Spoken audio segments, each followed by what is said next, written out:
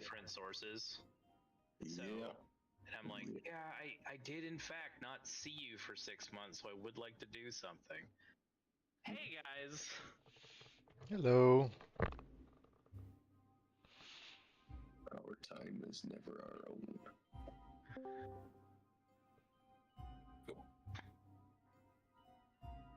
Yeah. Hey, Cat. Hi. I was just telling Baloo here how, while I did enjoy my time off, it was almost immediately co-opted by well-meaning people who knew that I was going to have time off. So I still kind of feel like I didn't get any time off, if you know what I mean. It's like when you go on vacation with your family and there's an entire itinerary kind of feeling. So you're like, yeah, I'm having a good time, but boy, are my feet tired. Is everyone here? That's incredible. I am glad to be back, though.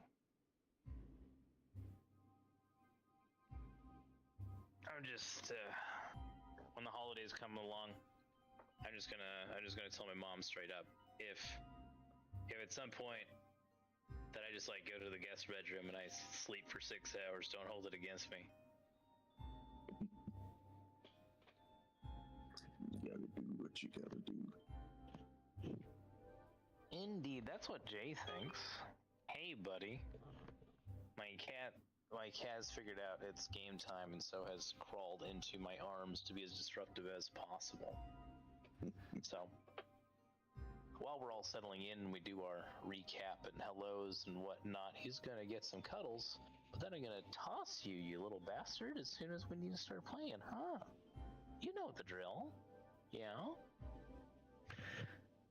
Anyhow, if you guys, like that, if you guys hear stuff like that, that's my cat.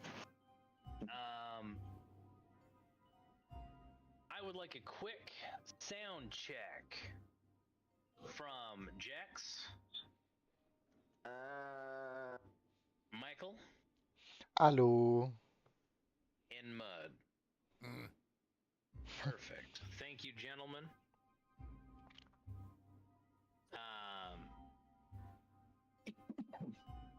A gentleman adjacent. I would like to know if there's anything exciting that you guys have been doing. Even the past week, because I have missed you guys and I miss this game. Anything particularly exciting? Michael settling in with a new job, anything like that? No new job, unfortunately. Though I did get a semi-promotion that just made me realize how stupid people are, so nothing new. Well, I'd love to hear the word on that. That sounds interesting. Yeah, no, my boss, having a moment of panic, decided to finally cave and bring me into the office, and I am now being transitioned to an admin as well as going to be a tech trainer.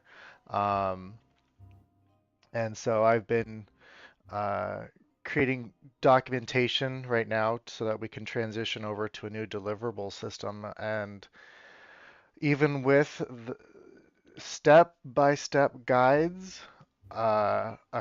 two conference calls, and me actually calling individual people, uh, the following directions is seems to be a challenge, especially when it comes to technology, because we work in the IT sector, and our guys are dumber than a pile of rocks when it comes to following things. So it's just it's extremely eye-opening, to and just like how you work in IT, but you don't know how to create an account on Dropbox?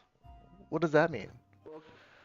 Welcome to management. My condolences. I know. Every day you're gonna find another level of stupidity you never knew existed. Honestly, like What's a Dropbox? Uh, right.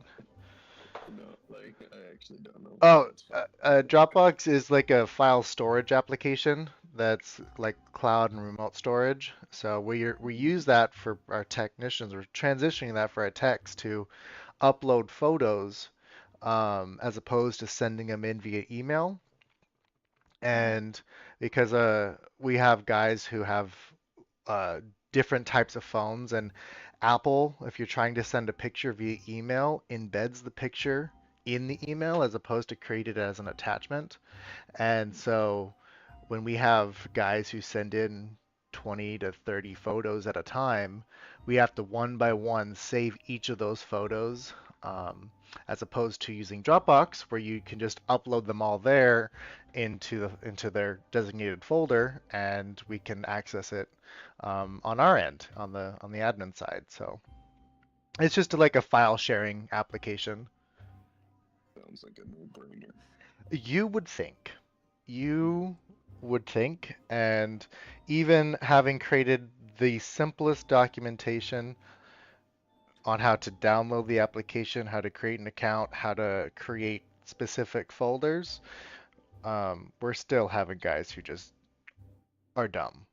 And I'm just like, how have you lived this long? And I don't want to do that. I'm not dumb. I just don't want to do that.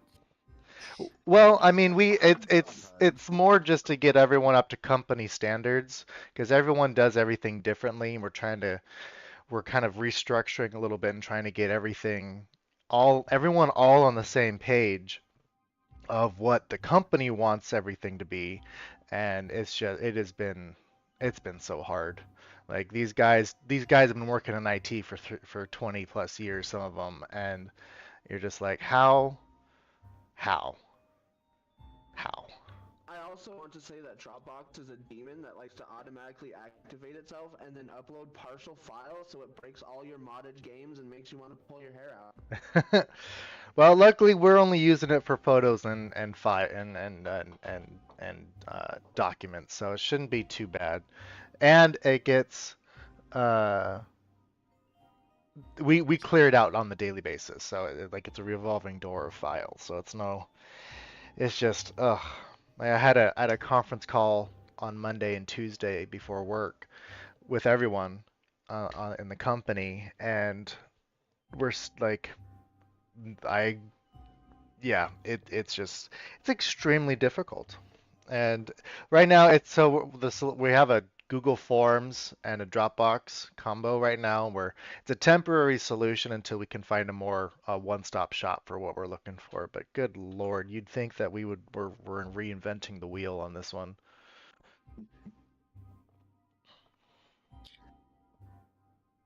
Boy, howdy. Well, don't worry.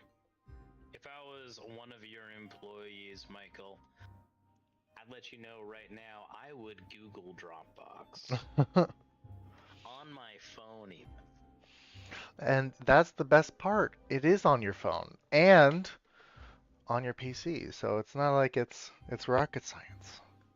See, if I was one of your employees, I'd be one of the dumb ones. For doing Dropboxes. Well, lucky for you, I'm a patient man, even though I want to murder some people sometimes. And it does sound like a little bit of the problem is also like obstinance. Like you said, these guys have been working in IT for 20 years. I imagine that has bred some if it work, don't fix it mentalities, you know what I mean? Yeah. I've also noticed in some of the more quicker moving fields, people get really resentful when they can't keep up. Yeah, and honestly that's why we're moving over to an online format because otherwise like we have our old form was just a PDF that you'd have to fill out, but it doesn't quite because we have to go site to site. We usually have multiple sites in a day, or people want to get done at the end of the day. They just want to go home. So we're trying to get something that like we can do 15 minutes at the end of your day and then call it good. So, but yeah, it's been a rocky start, and I'm hoping things smooth out because goodness gracious, I've been working nights as well as being in the office in like afternoon and evenings, and it's like just trying to tackle all of this it's been a bit of a nightmare. But God, jeez. but yeah, that's the world of Michael right now. I bought a heavy bag, so that's been cool. A what? A heavy bag, like a stand-up punching bag. That's cool. Egg. Yeah, there was a setup there that I was tempted to take advantage of too. Thank you, Mud. There was Bought a ting. Sorry. I just said the bought a ting. Yeah.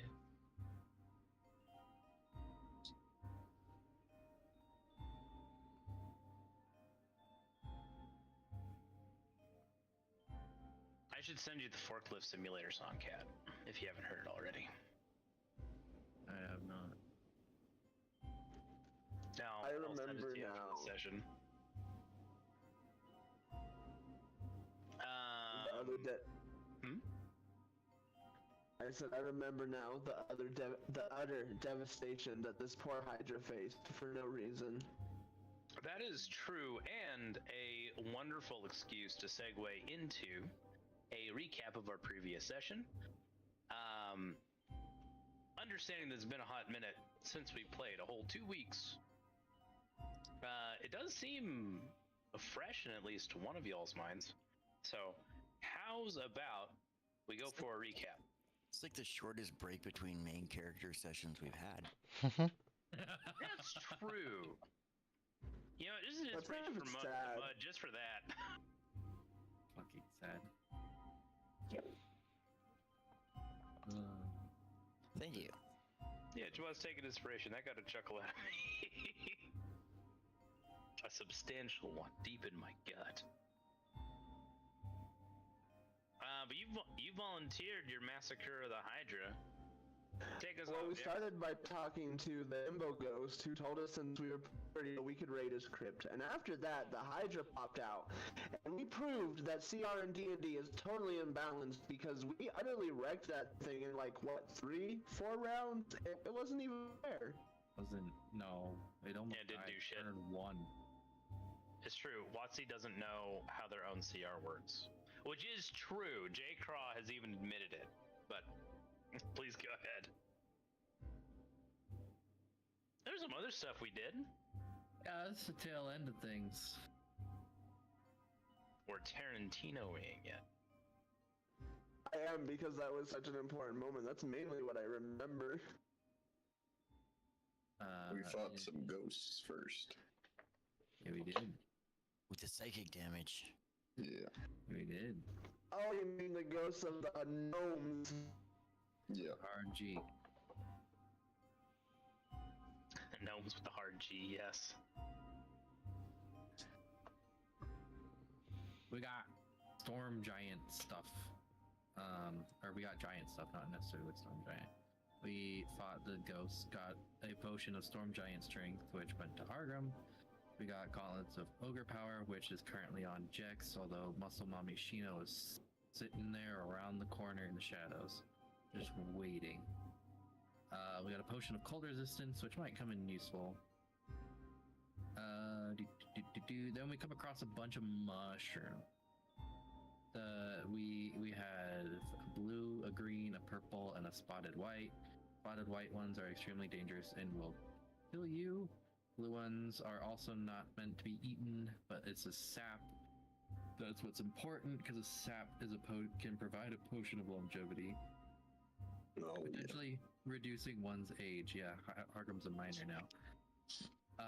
The purple ones can be consumed as a healing potion, but eating it raw could also cause some hallucinogen high.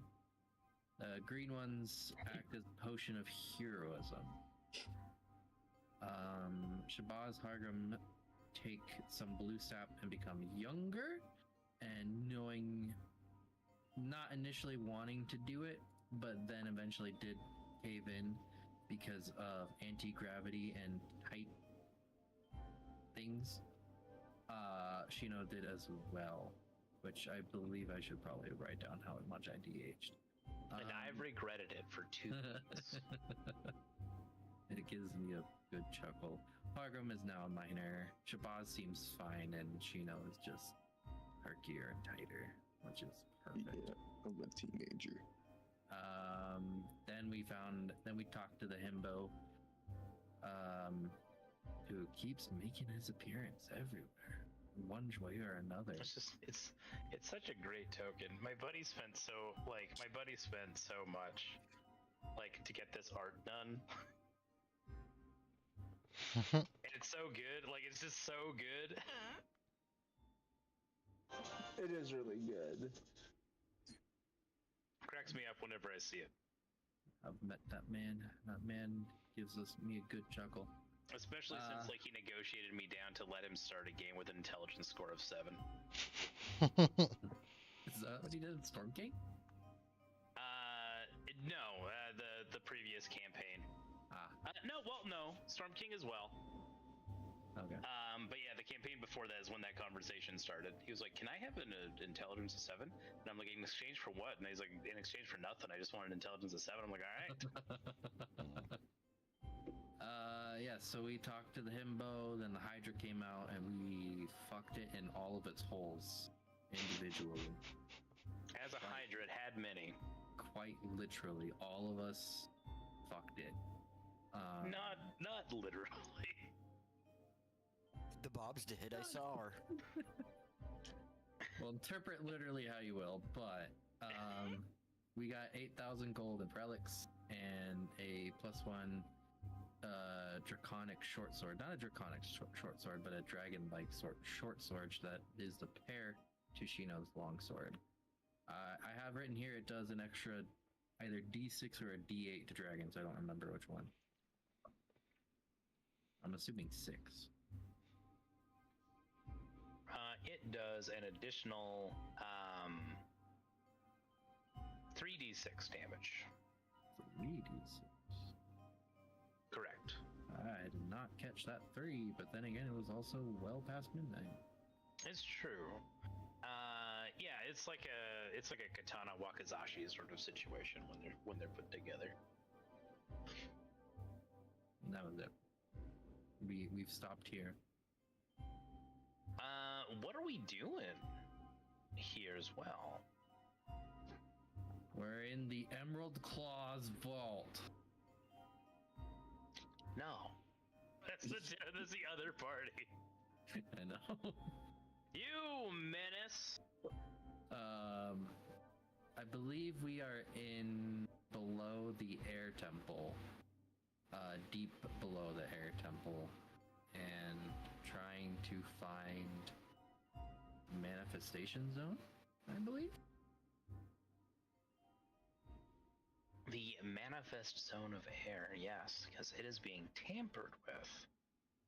And if you don't get in there in time, the elemental prince of air, Yansi Bin, will venture into the material plane, using the manifest zone as a portal. So, I'd like to give Shino and Jax for their contribution to the recap and inspiration.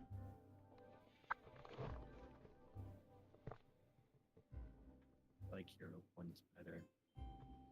I also like hero points better. Someday I'll make my own game with blackjacks and hookers. Someday I'll make my own game with 3.5 and Fabula. Yeah. Oh man, I'm actually developing a system right now, and I'm toying with some mechanics that are making me kick my little feet. I'm using zodiac signs as a basis, and kind of like Fabula, it deals with like multi-classing, and I'm working with the system right now that that involves a higher probability of lesser potent critical chances that can chain together, and I'm really excited. Hopefully cool. it'll turn out. I'm hoping it will be, but that's also neither here nor there. That's going to be like 2 years or something before I like present it publicly. It's like, I hope you all like it. However,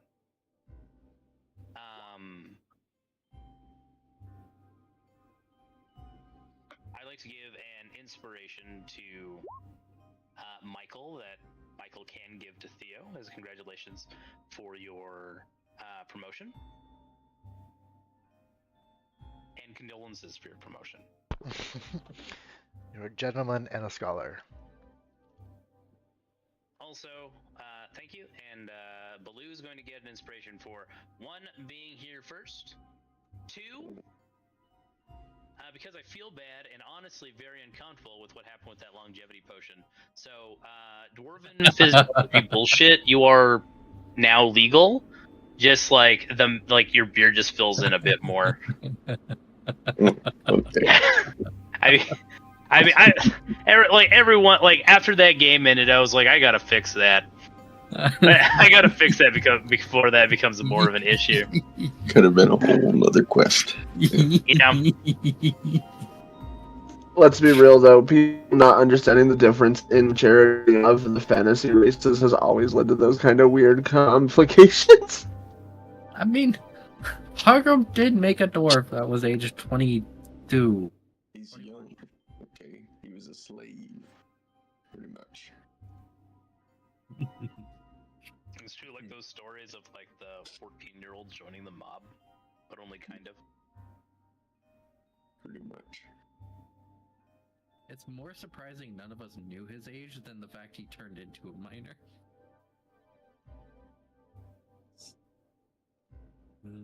Technically started out a minor.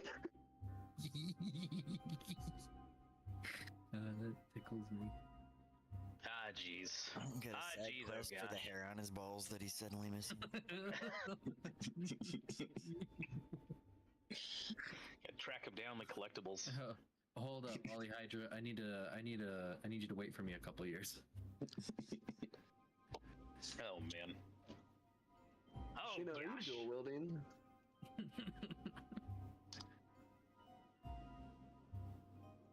Wait, is this a euphemism or are you asking for real? I'm asking for real because I was wondering what we're doing with that in short sword. You can have it.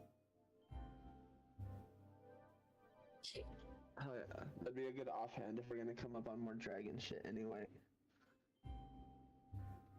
I gotta keep remember that I can offhand melees for all of my cantrip bonuses. Shabazz got his net. Hargrim has 2 fuck yous. Lots of fuck yous. Theo has Wind Vein. I don't need a short sword as an offhand. I'll just take the long sword and call that good enough. Do you have a drag over for that one, Teddy?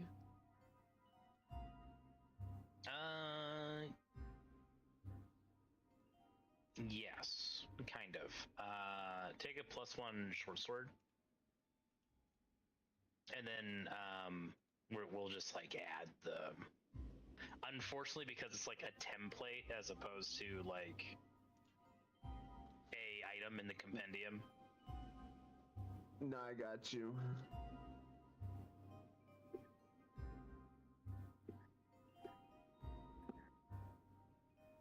My longsword isn't anything special other than finesse and it glows, right? The dragon longsword? Yeah. Not that finesse really matters. Finesse can matter depending on your build. Oh, yeah, What? Yeah, you'll have to say that again. Also, no, it is also a Dragon Slayer longsword. Coming up on Now that the two halves are together, it is also a Dragon Slayer longsword. So, do I also get 3d6 or no? When you hit a creature of the dragon subtype. So, I wouldn't worry about it. Yeah, no, that's fine. Yeah, make a note that it's a Dragon Slayer, and then it's like, oh shit, a dragon. Just go fuck up that dragon turtle. Get your penis back, too. Long.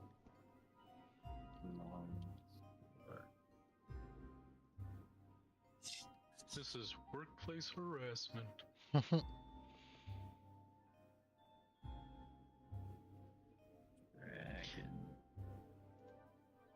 Wait. But, yes. As the Bobs are picking apart the corpse of the Hydra, and the five of you, plus companions, are catching your breath. The cave that you're in is dank. The bioluminescent fungi in and around the placid pool of water gives a soft blue glow. Silvery fish dart in and out of sight.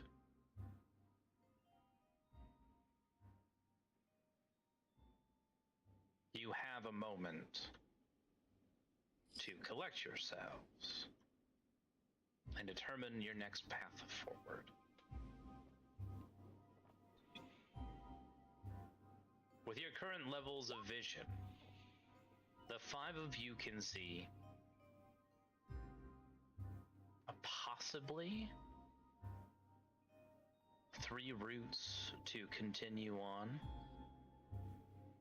There is the path from which you came. It goes back into the mushroom forest. There seems to be a path to the north. And a cavern to the east.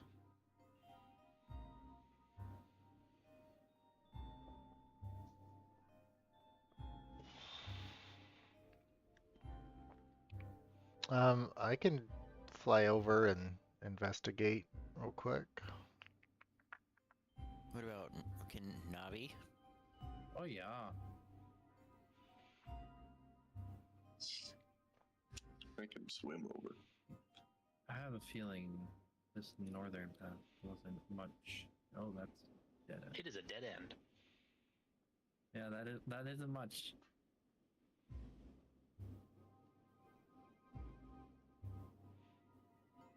Does little Hargrim need a nap? I'm not a teenager anymore. I just look younger, whatever. You need a nap.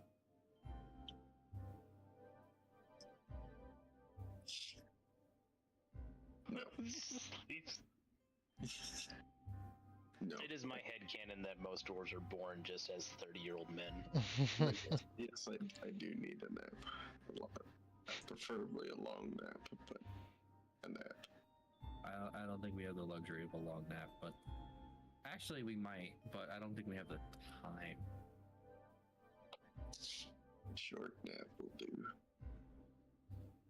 Because I do have Tiny Hut, and Tiny Hut will last for 8 hours. But Is that ritual? yeah, it's ritual.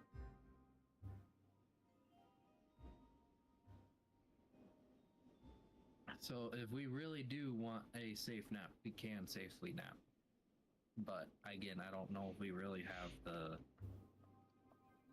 8 hours to spare. Well, I am running low. I'm out. If we short rest, I can't get anything back right now.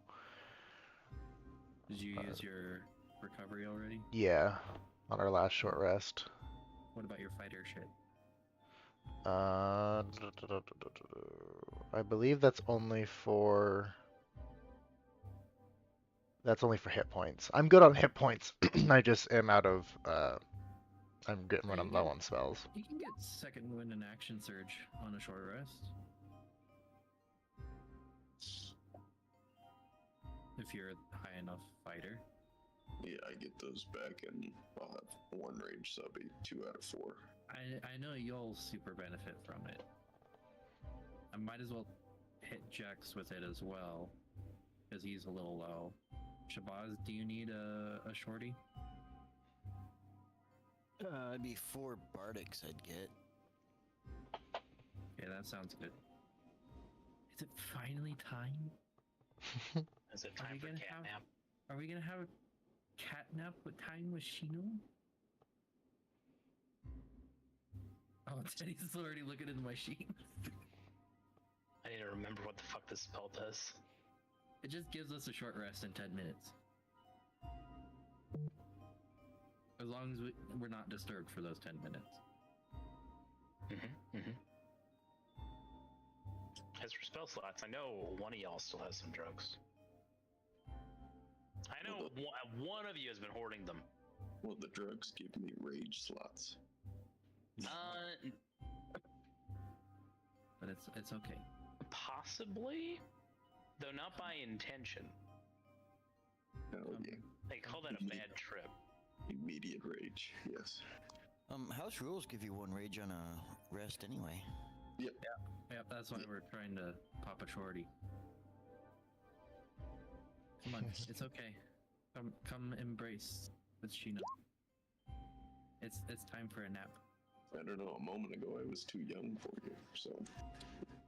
Listen, you're never too young for a mother's embrace.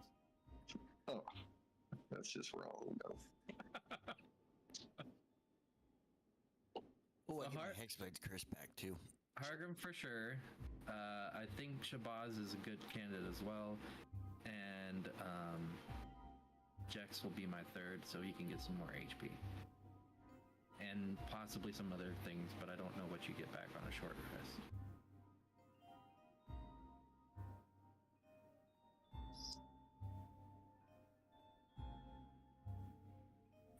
I think I can got another arcane recovery. Just because this is the first time that we've actually used catnap in an appropriate situation, I'll let you affect everybody.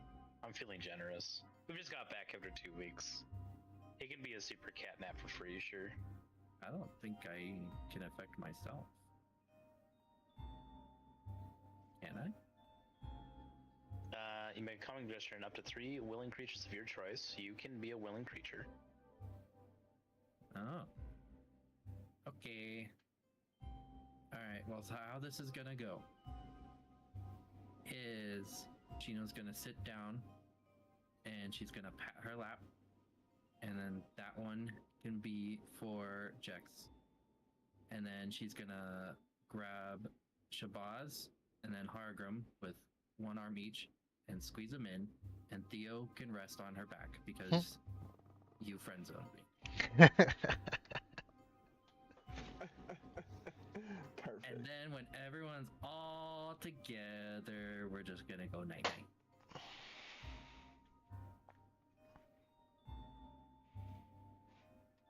The calming, soothing motions of Shino's embrace shall lull you all into a 10-minute nap. You know what's the real reason why I let you guys have this effect, all y'all, right now? Nobody's watching. Because we're gonna need it. No, it's so I don't need to worry about patrol formations because it's only 10 minutes. I don't need to worry about my NPCs. Oh, nice. I can just call that good.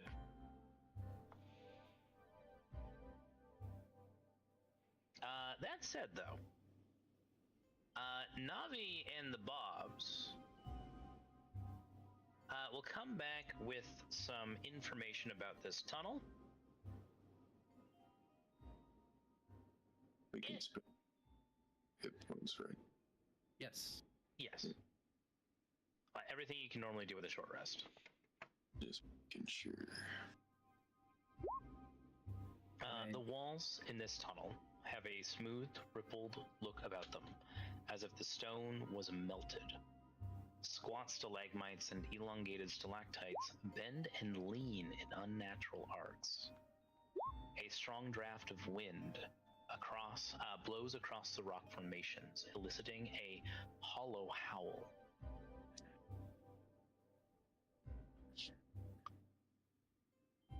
An extra 1d6. Or is it 1d8? Sorry, my bad. It's 1d8.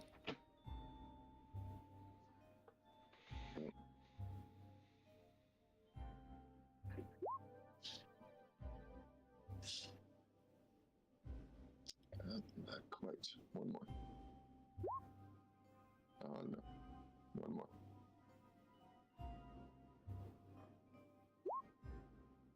That's good.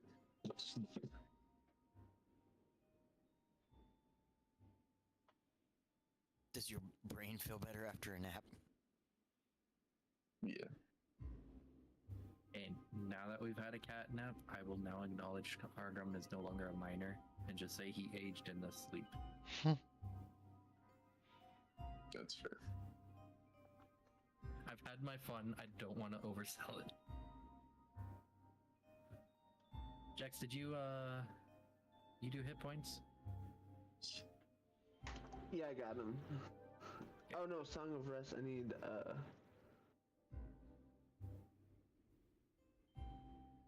Also, Shabazz, you got any inspiring words for us? Yeah, it'll be the first thing I do when I wake up out of my nap is just bust into a super inspiring speech. Appreciate Like, super.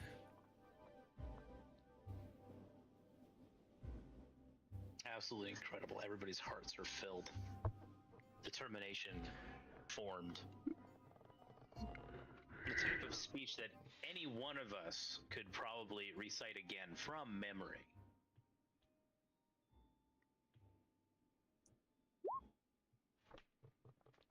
Think Sweet. Rudy type speech. Excellent.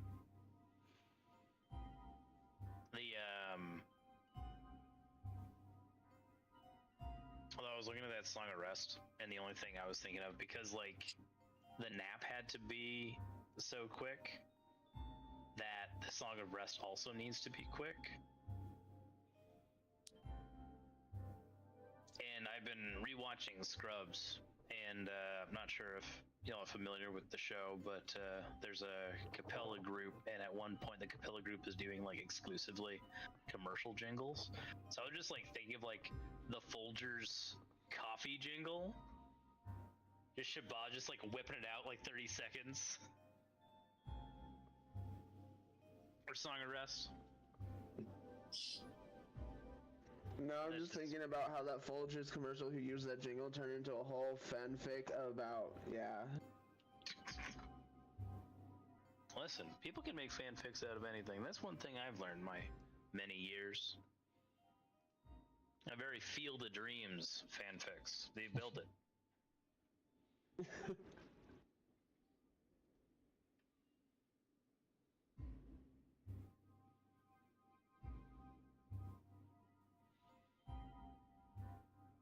Uh, 10 minutes go past. You're all feeling refreshed. You're all feeling inspired. Navi is looking down a creepy hallway. A creepy cavern. Must be some spooky, scary skeletons. No, that's her backup.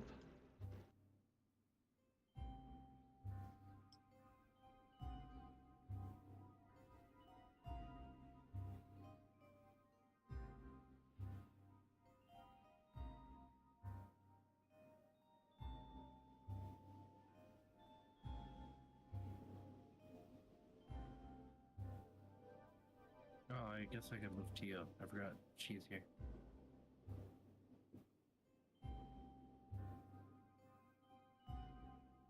You know, Tio's just gonna be right here. And follows.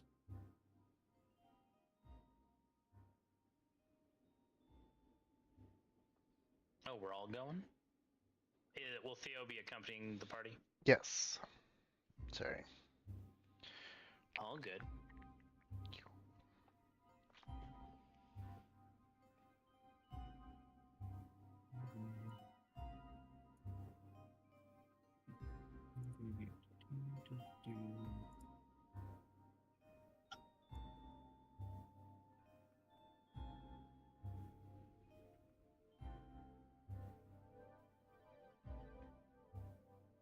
The path seems to fork in two directions. The north and south. To the north, there's a rather abrupt stop.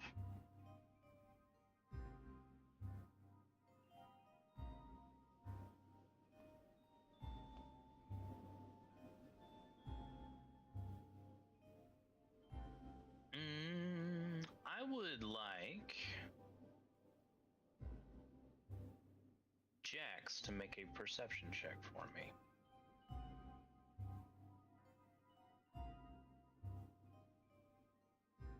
And Shabazz. Please and thank you.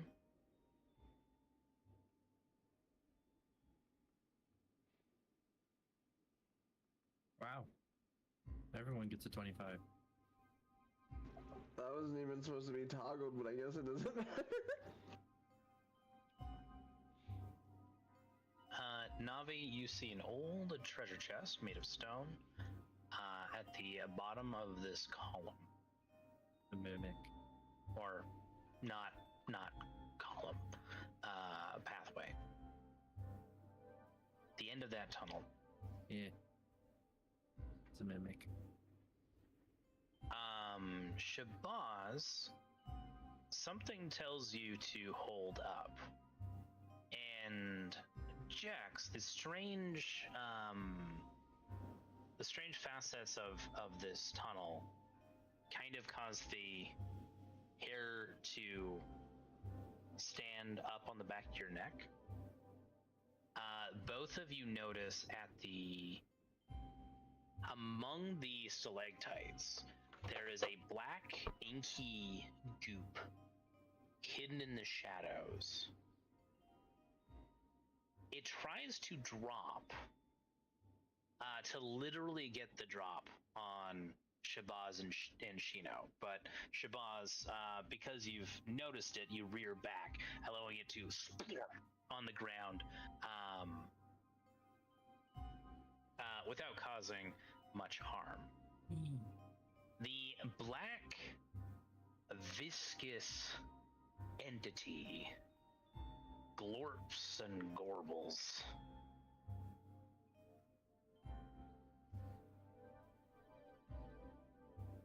The ooze looking particularly hungry. Yep, that's not what I thought it was. But because the two of you passed your perception check, it does not catch any of you off guard.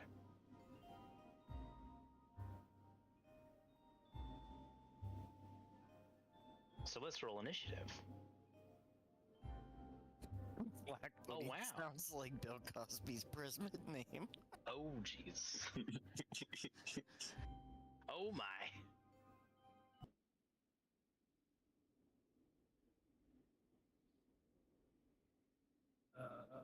Black pudding, that's some bad jam. Bam-a-lam.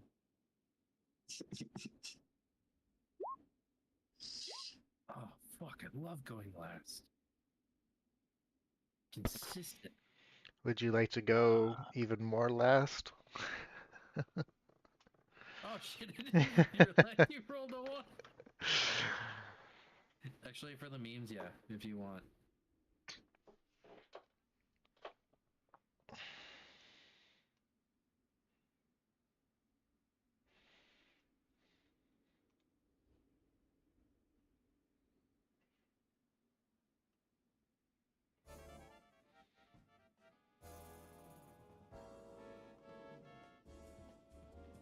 I imagine this is not going to take too long. But we'll see. Oops. Shino and Theo are swapping spots, yes? Yes. Sure. Why not?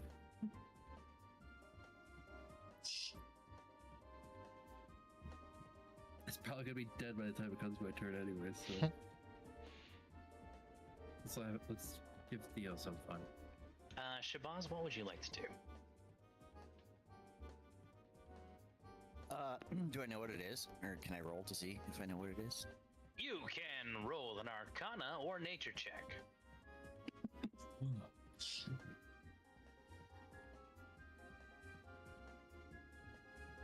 Nope.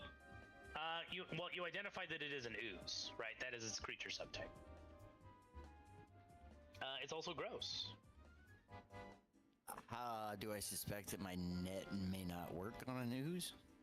You do suspect that your net might not work on an ooze. You get a feeling it'll just striggle on through, right? I don't think striggle's the proper conjugation of that verb. Ew.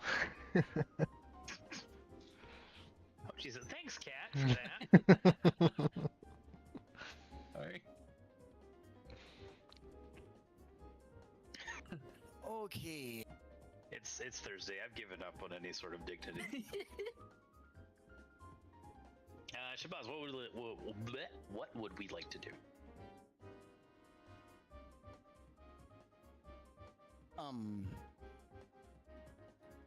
Is it less than 500 pounds? It is difficult to say. It is a large creature.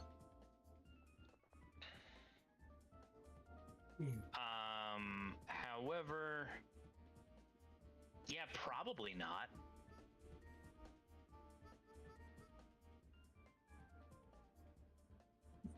It's probably less than 500 pounds, yeah.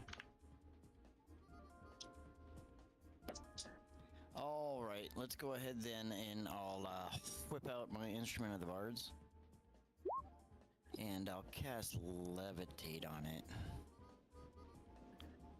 Very good.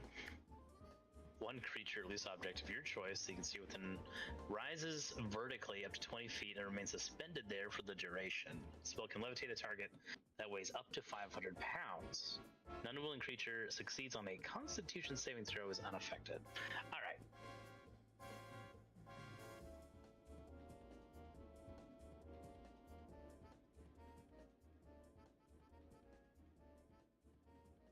Oh, damn, I had that on Whisper.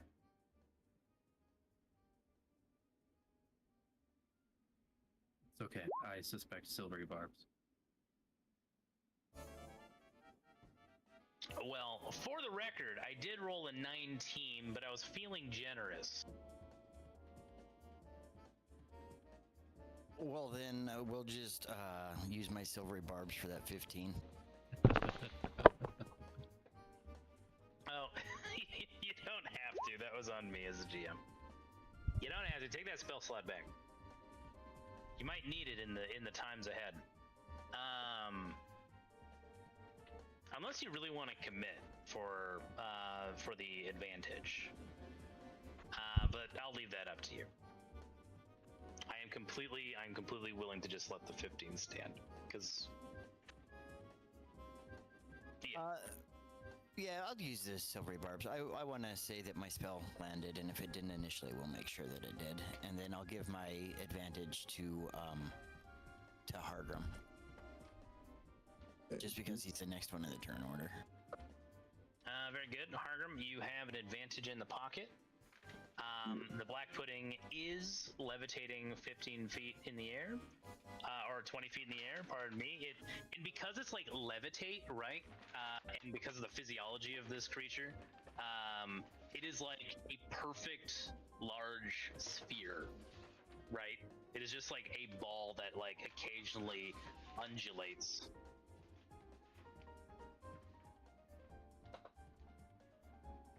Got anything else for us? If my Pegasus is on the ground, does it seem like I'm out of range to be attacked with him levitating?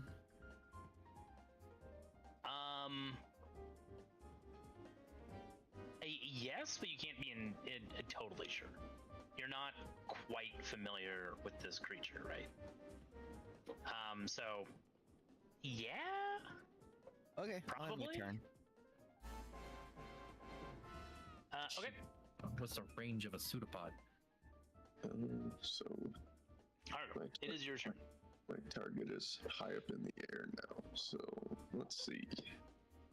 I guess I will chuck Drown one-handed, obviously, with that advantage.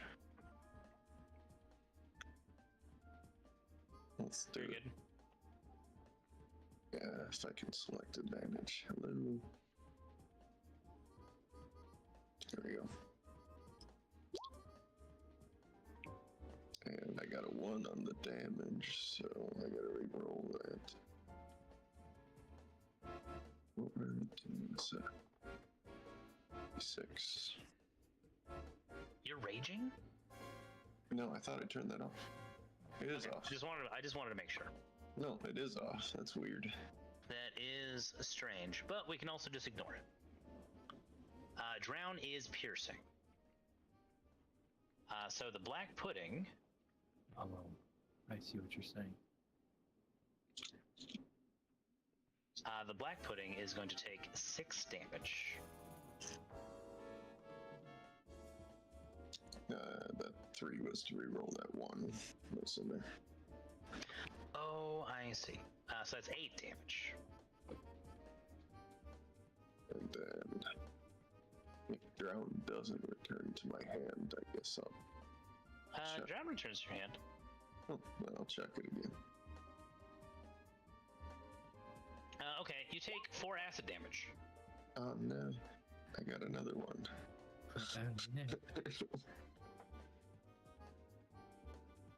You take Yeah. 4 acid damage because it brings some of the goop with it. Whoa! 11. Look at that! So 4 acid damage. Gotcha.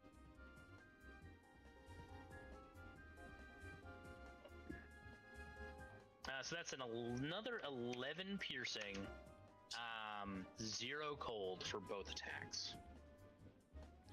Yeah, I figured fire would be the way to go, but I can't check my flame tongue at it, so. There you go. Well, sure you can. You just have disadvantage. I suppose I take more acid when Drown You do. That's another 4 acid damage. Okay. And that's my turn. Excellent. Jex, what do we got?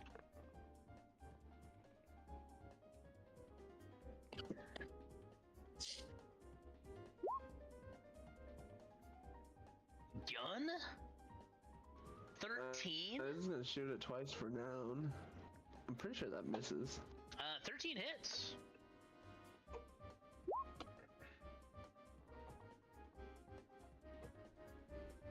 That is 12 damage. And I do want to say, I just want to say, this creature's armor class is in the single digits. I know I shouldn't tell you that, but it is too funny to not share. You guys are probably going to be hitting every time. So I could have hit it with my net. It also has this.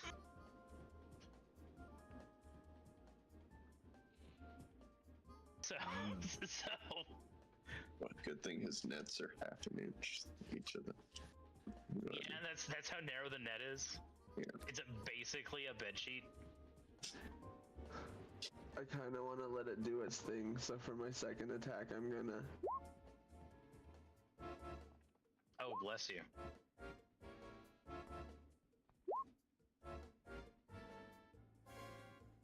Really?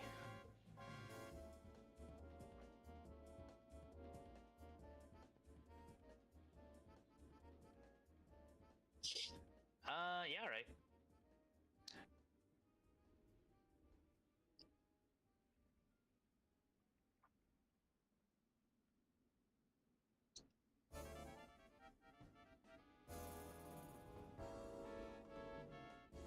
Thank you for being a good sport, Jax. So I feel like that, after the Hydra. so you're going to be doing a total of 24 damage. It looks like.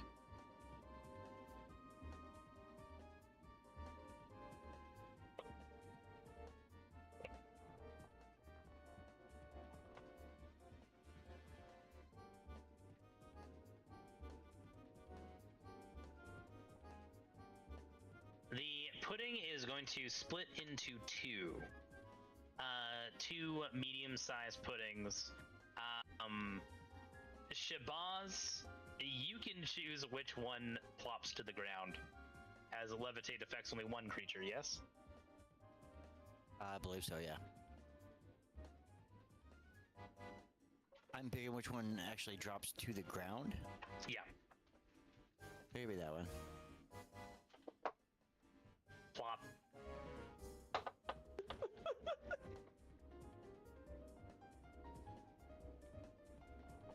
So yes, as its reaction, it has split into two smaller black puddings. They undulate in greeting with one another. Oh. Anything else from Jex? No, that'll be all. Theodosius, All right. what would you like to do?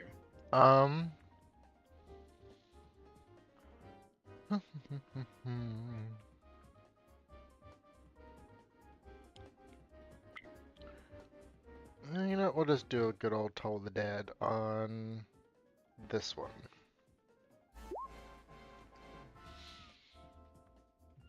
Ugh. A wisdom saving throw, eh?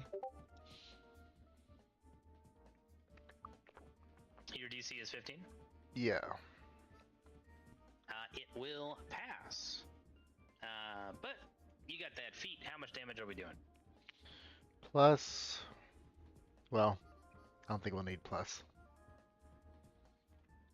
Jeez, Lorenzo. Yeah. With 15, you do cause the black pudding to just wither and dry up until it's just like flakes on the ground.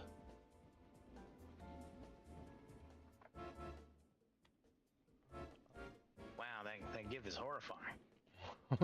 Thank you for that. Anything else from Theodosius? No. I will stay put. Excellent. Here's something irritating. If it was a large creature, it would have been able to hit Shabazz. As a medium creature 20 feet in the air, it cannot. Its pseudopod's like it reaches out and tries to like whip at Shabazz, but because it's a physically smaller creature, it doesn't have it as much range. So, that's the end of its turn, I guess. Ashina, what would you like to do? We now know the range of a pseudopod. Well, the black pudding pseudopod. They can differ between critters. Hold didn't work, so we're gonna try a firebolt. Firebolt is going to hit. I'm assuming that does it. You destroy the black pudding. Great job, everybody. Combat's over. Well, a 1, 5, and a 10 in that.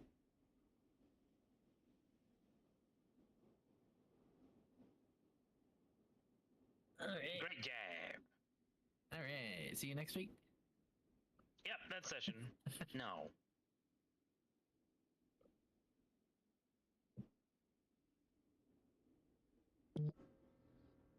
The Bobs are gonna go check the chest. There's the real fight. A mimic. Okay. You go to investigate the chest. It is made out of stone. It does not appear to have a conventional locking mechanism. A thieves' tool using intelligence check or What? a history check will be needed. Uh-huh. The stone appears to be a sort of like ashen stone. There is like very clearly a lid, and there is a mechanism, but it doesn't have a keyhole or anything. It does have what appears to be a like a Dar ancient goblinoid rune ring. So it's like a series of runes around a ring. Or within a ring.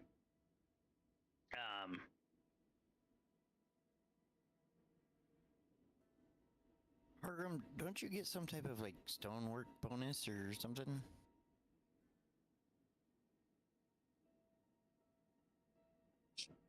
Yeah, stone cutting or stone cutting. Sorry.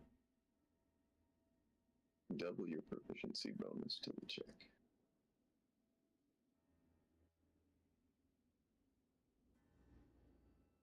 You can do so if you wish. I'm proficient in history. What the fuck? Okay, so this would be, I don't know how to add +8 to this, but there you go. A big part of your backstory is that you're a forever student at Wizard College. I didn't think. There's a +8 tacked onto that, but it doesn't. Wow! That psychic damage is having some lingering effects. Looks like a box. If you know anything about stonework, it is that you possess a giant hammer.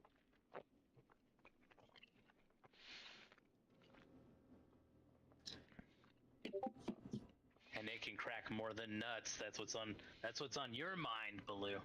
Yeah, smack it with a hammer. Pinata that son of a bitch. I'm doing it. Oh no. Roll attack. Someone can try to stop him. If they feel like that's a good idea. Do we want maybe a wizard to come take a look at the box first? No need, I could just hit it open, it's fine. Oh, well, you know. Smack it with the rock! What is Cobb? Is Cobb a Warhammer? I didn't Give him really the look at this chair. thing. Cobb is Warhammer. Yeah, I'm gonna smack it with Cobb. Alright, roll an attack. Two-handed. Here Not comes that it's Crimson Chin.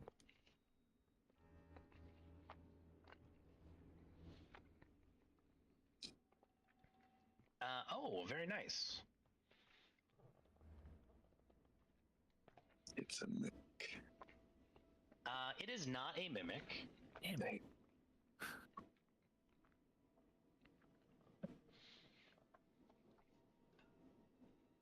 And the rage damage does apply because he's so angry that he couldn't remember the history. Yeah, that's weird. I have it toggled off on my sheet, but There is a cacophonous boom from the chest. Hargrim, you are launched back. You were like here, by the way, to do this. hell yeah. You are knocked back 30 feet, flying through the air. Everybody will have tinnitus for about a minute. Cool. And you take 45 thunder damage. Hell yeah.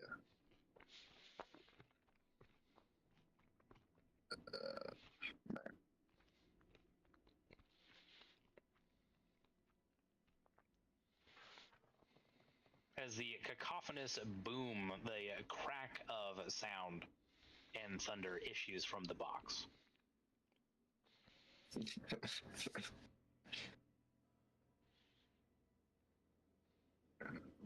have triggered the trap. You have not done any damage to the chest. No, that's not true. You've done 12 damage to the chest. No, it has a hardness. You've done no damage to the chest. Pardon me. I got confused. I needed to double check what the material was. Should I try again? Yeah. I'm not going to stop you. I think you might be right, Theo, but I've studied it closely, and I'll have to say it needs your touch. I'll walk away. What'd you say?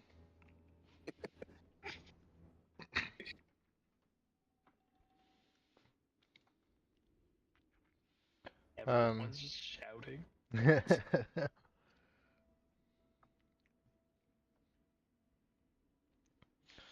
I'll go and do, can I, a history check on it? Sure. Boop, boop. You don't fucking know either. Are you be sure? You know it's Dar. You know that it's like ancient hobgoblin artificery. Are we sure this is a box and not a rock? You rolled high enough to identify that it's a box. It is a chest. Is there any script on it? Yeah, there's like where there would be a padlock, right? Is like a disc, that is connected to like a latch hinge, made out of the same stone, but it seems like it's built into the chest itself. And on that, on like on the disc, there is a there's a spell circle, right? With Dar runes around the circle. Could I do an identify on the box? Oh yeah, sure. Takes 68 plus 12 thunder damage. Yeah, right. You're taking the time to do it as a ritual. Yeah. Your identify spell informs you that this is a Dar Empire secure vault.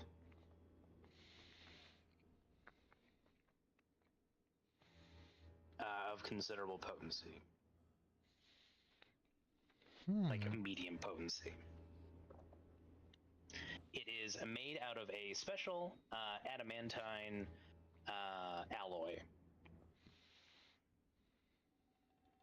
which is then coated in an enchanted stone. It is locked with an arcane seal, which is a combination of both machine and magic to keep it particularly secure. But it is considerably old. And even magic such as that do have a tendency to wear out over time. Your identify spell informs you that this particular lock will have its magic wear out in approximately 250 years. Jeez. So what if we just cast knock on it? Roll an Arcana check. But knock makes a loud noise.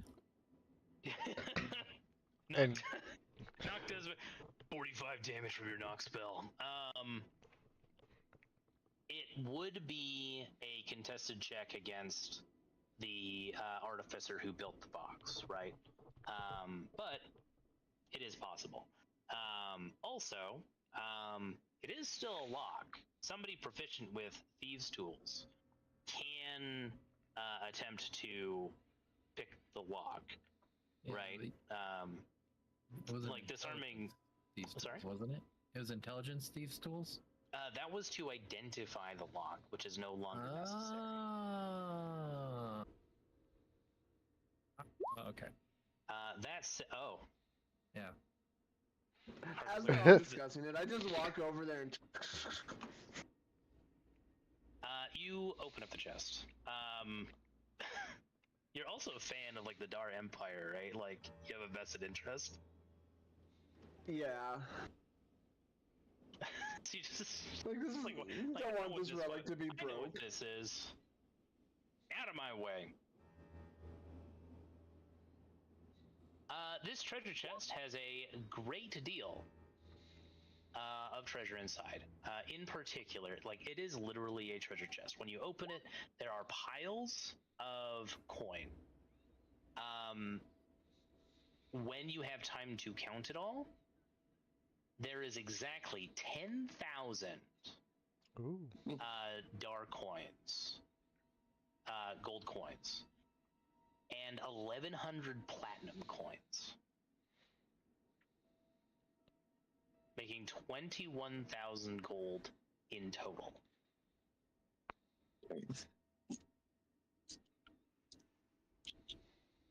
There is also 250 gold worth of art objects. There are 4 art objects, each one worth 1,000 gold. There are 2 large gold bracelets that have engravings that are on the outside that seem to be depicting the events of a what seems to be an important or like even like romanticized battle. It does seem to sort of depict the general events of a hobgoblin warrior coming to the aid to rescue a lover of theirs. There's also a pair of gold rings set with a bloodstones. The rings are identical.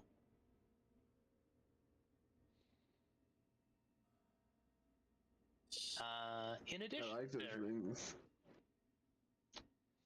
yeah, they're pretty nice. There's also a potion of healing and a potion of greater healing. An oil of slipperiness, and a rope of climbing.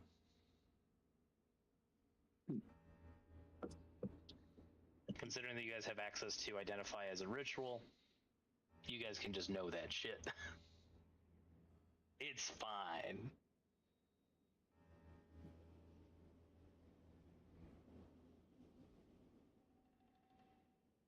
Honestly, the biggest thing though is that is a lot of scratch. Even for you, Theo, Mr. Moneybags over there, being part of a house, that is a considerable amount of scratch. I do believe we found someone's hidden cache. Hidden cache in a cache. Did 250 gold and 4 pieces of art.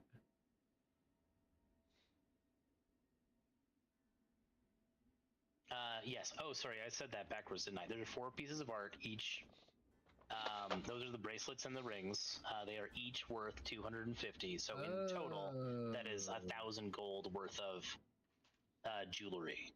I see. So 2 bracelets and 2 rings. Yeah, they both seem to be matching sets. It is possible that all 4 are a matching set.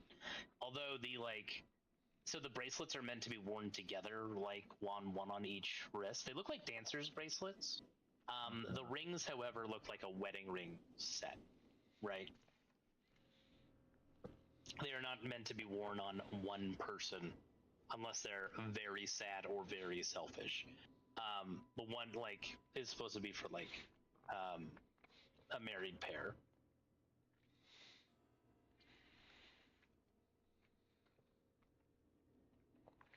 I see. Thank you.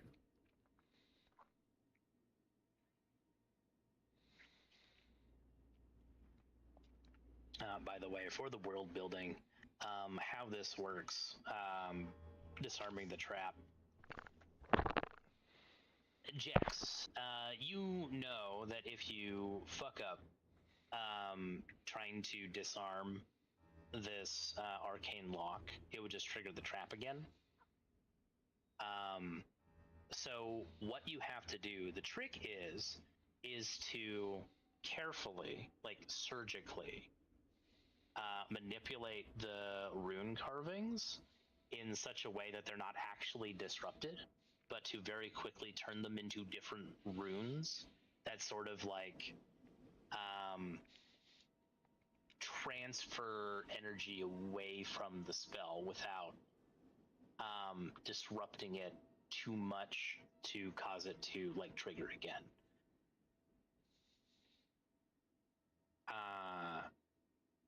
In a way, it's sort of conceptually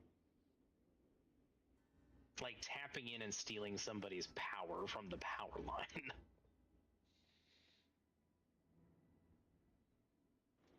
Okay, that's pretty cool, actually.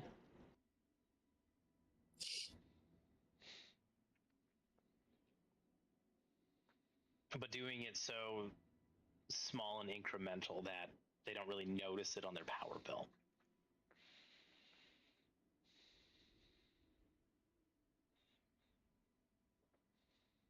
Also, I think this is the first time that Theo and Shino, as career wizards, have seen anything like that, by the way. I'm gonna be honest, Arcanix does a whole lot of things. Arcanix is the type of school to have a professor that twirls their mustache and says, An arcane lock is the penultimate. Is the cutting edge in personal security. There's very little, with the exception of a powerful dispel magic.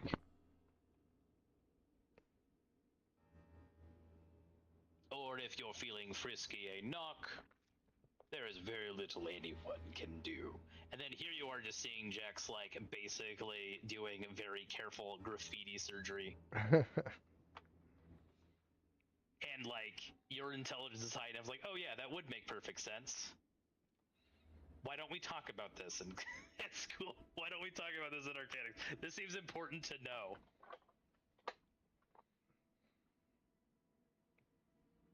The fact of the matter is that most thieves don't want the wizards to know.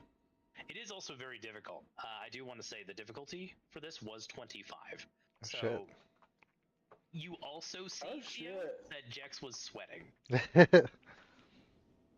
Like, in a way, it did kind of feel like doing surgery, because like if you were just like a half a centimeter off, right, you would have blown yourself up. Never let him see you sweat. Is this really a dead end? Because I don't know where else we would go from here. Is there like a secret tunnel?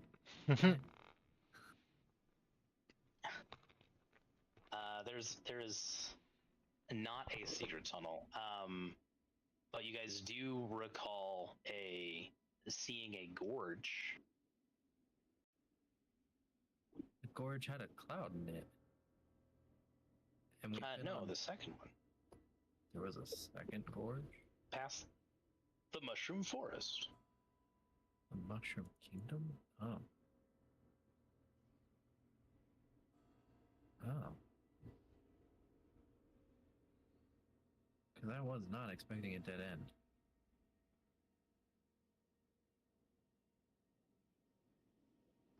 Well, we got the money, even if we gotta backtrack a little. We're gonna have to. There's nowhere else to go. Hargrim can make a nature check with his stone cunning bonus. What is my stone cunning bonus? Nature. It's your proficiency times 2. So just add 8. Okay. Yep, this is a dead end. All right.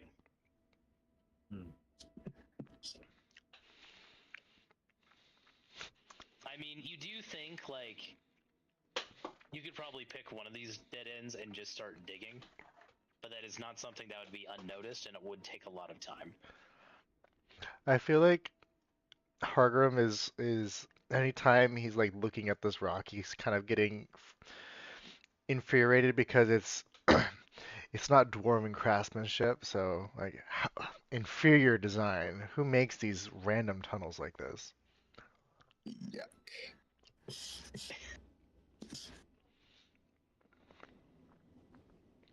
Does he though? Because he's like a street urchin from Sharn. Yeah. I feel like the only things I know about rocks are like, pebbles on the streets. Things your mom told you. Because I like the idea. I actually do like the idea of like Hargrim having like a feeling of pride and being like, this ain't dwarven craftsmanship, but then like had a date once with a dwarf who is from like Roar Holds and is like actually talking about actual dwarven craftsmanship, and Hargrim is just sitting there like, you know what I mean? Mm-hmm.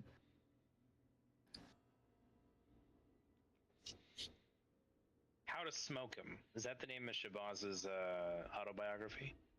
No, that's what you do with the rocks. Oh, I see. But yeah, it seems like this is a dead end, but you found a lot of treasure.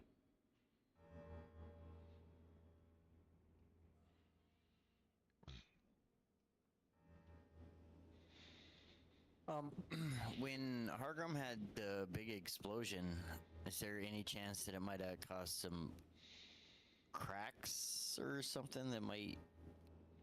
Can I inspect for that sort of thing? Like, Yeah, maybe- give me an investigation check.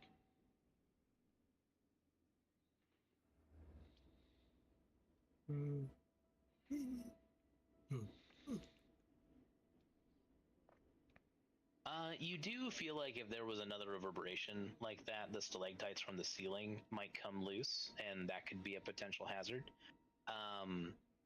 But the black pudding seems to have already like corroded a lot of the stone in here. You don't see any like substantial cracks in the stone or anything around you that would suggest that it like leads anywhere. It just kind of feels like this cracks and dents stone. Maybe like this wall column, because it's already like relatively thin, is maybe coming apart. Like you might be able to like see through some cracks on the other side, right? Like if you look here, you can see Jacks and the Bobs. But other than that, nothing particularly useful. it feels like a waste of a peep. Gonna be peeping. You don't want to see Jex and the Bobs. I mean, Jax is a There's pretty a whole lot of handsome half-orc. bone, though.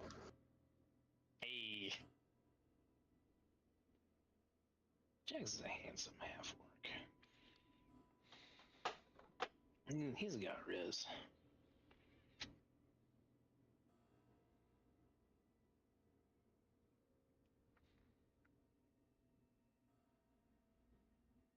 Oh shit. Doesn't know how to use it though, with that riz score of 8. I learned the other day that riz comes from Exactly. charisma. Deeply upsetting for me to learn that. But yeah, this is a dead end. You'll have to backtrack.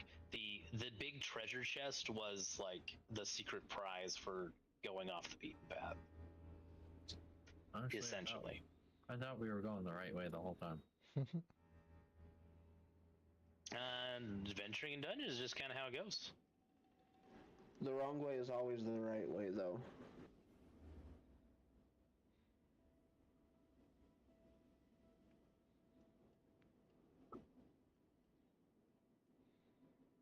When it comes to gaming, that does often prove to be true.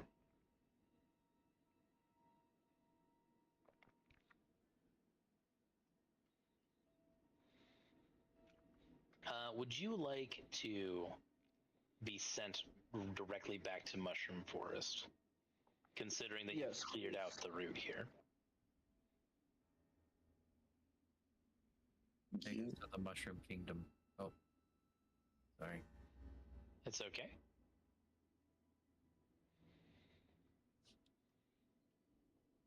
Trying to Find a little tiny Princess Toadstool. You've saved me! One of the Bobs steps on her. Pudding? It's like, just as a quick aside, anybody here, like, particularly interested in ROM hacks or The Legend of Zelda? I've played a lot of Fire Emblem ROM hacks. Fair enough. Well, there's a Ocarina of Time ROM hack that's in development right now, and they have like a Lilliputian people, right? And you can talk to like the mayor of these like little tiny guys, and like it doesn't even have like you have to like target them in order to communicate with them, because otherwise they're just like they're so small that they don't have a sprite, right? And if you're going down that corridor where they're hanging out, I've discovered, much to my horror, that you can, like, if you're not careful about where you're stepping, you can step on them and kill them. And your little fairy companion is like, you monster. Anyways.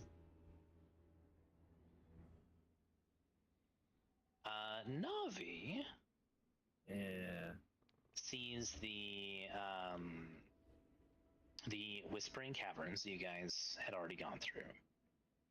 Yeah. And you see that several windy tunnels meet at this chasm. Ledges along the cavern walls create natural footpaths above the abyss.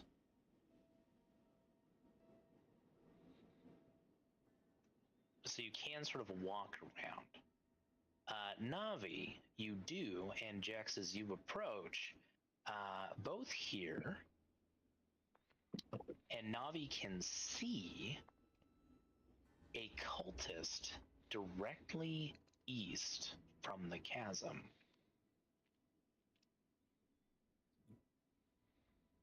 Now, keeping watch, though Navi is functionally invisible, so she is not at threat of being detected.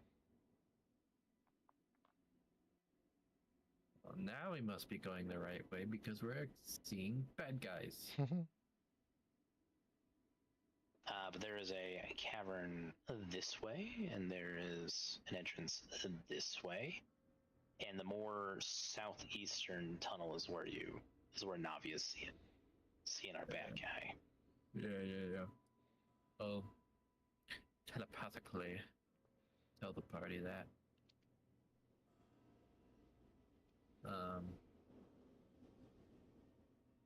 Jax might want to play peekaboo and just pop out around the corner and start blasting a cap. Although that might alert everyone else. Although, is that a bad thing? I don't know. I will say,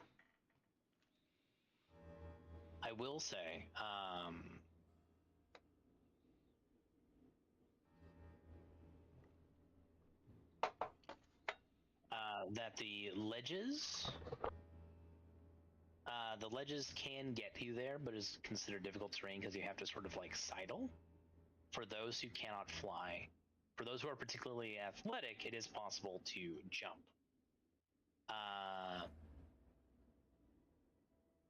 A stealth check. I see.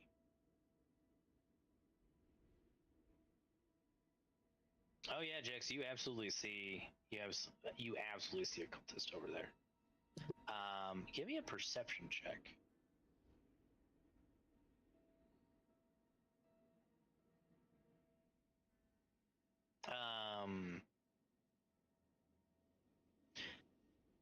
Okay.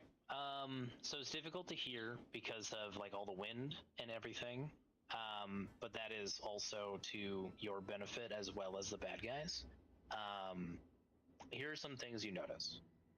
As I was saying, somebody with a particularly high athletics could possibly like leap from where you are to this side of the cavern.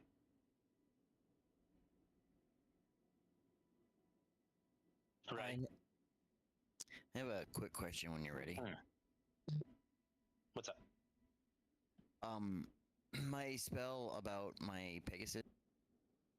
It's my Summon Greater Steed spell. What about it? I'm gonna link it real quick. So it says any spell I cast on myself, I can cast on the mount as well. Yeah. So if I can cast on myself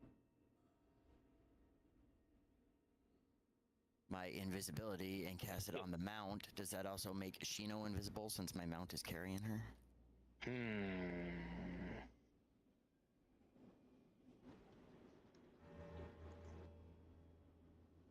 I am gonna say no unless you put up a higher level spell slot. Oh, but it's from your instrument, right? Yeah.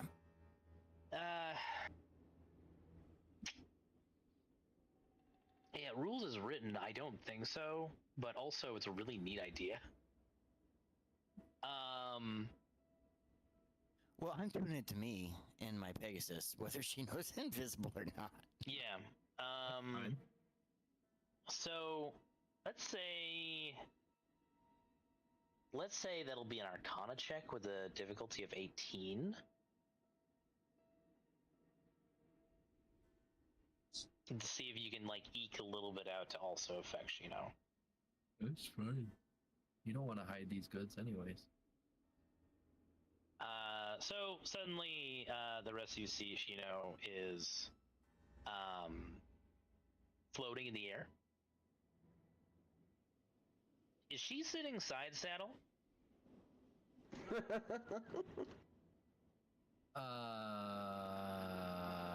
She's technically has a dress, so yeah. Or Okay, just asking.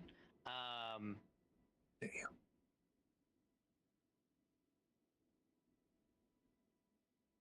So Shabazz is invisible for up to an hour until you do something hostile. Yes. Correct, yeah.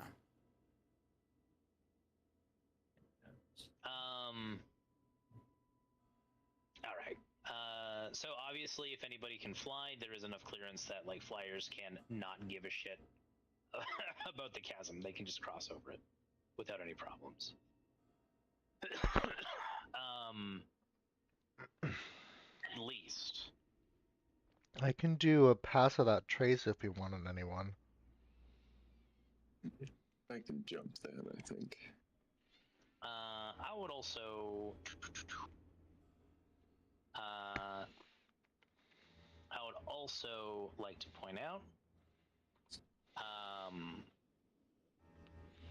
that there is a strong wind that does make crossing the ledge dangerous.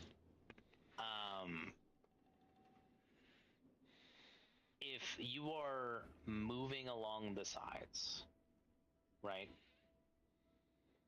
If you are deciding to go that route, it is difficult terrain by default, and even then it will require an acrobatics check with a DC of 10, which shouldn't be an issue, right? But there is a possibility of failure. If you want to ignore the difficult terrain element of that and move at your regular movement speed, that will be an acrobatics check of 20.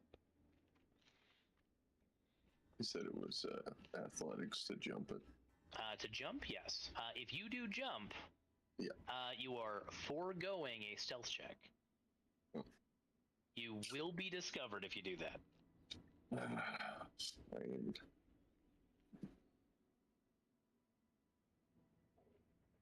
are we trying to go that way? no. I think that's up to y'all. I just want to make sure you guys like understand like the situation that you're in front of. By the way, this chasm is deeper than 60 feet. You're not sure how deep it goes. Can I squeeze in something real quick? Phrasing, but yes. All right. Going back to the side saddle comment, I referenced back the OG picture, and there is a slit down the middle, so I would be not side saddling.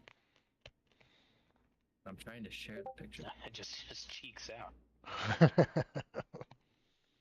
The OG picture, so I would not be side saddling. Great, now I have to make these acrobatic checks at disadvantage. Very good. But yeah, you can jump it. But unless you guys got some chicanery happening, like possibly pass without a trace, right? That'd be like you can tell that this guy is like actively looking. He might not be able to see you guys from across the chasm if you guys are being like careful, right? But like if you like take a running jump and make that leap, flying dwarf is not something he's gonna miss under normal circumstances. That's fair.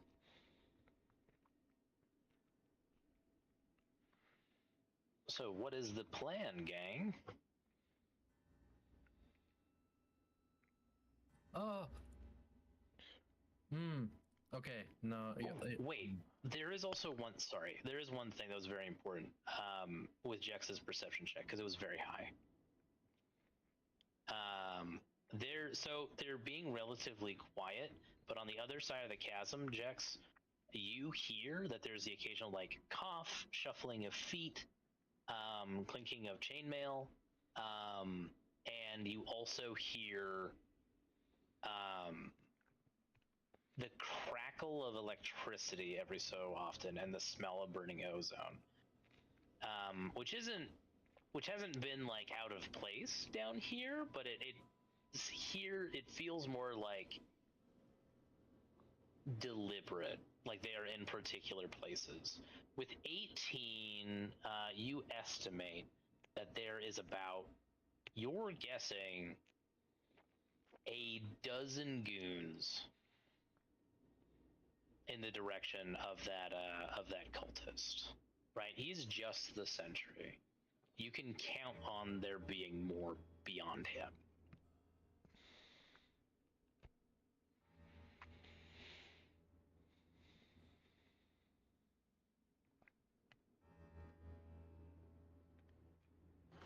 That's a lot of goons.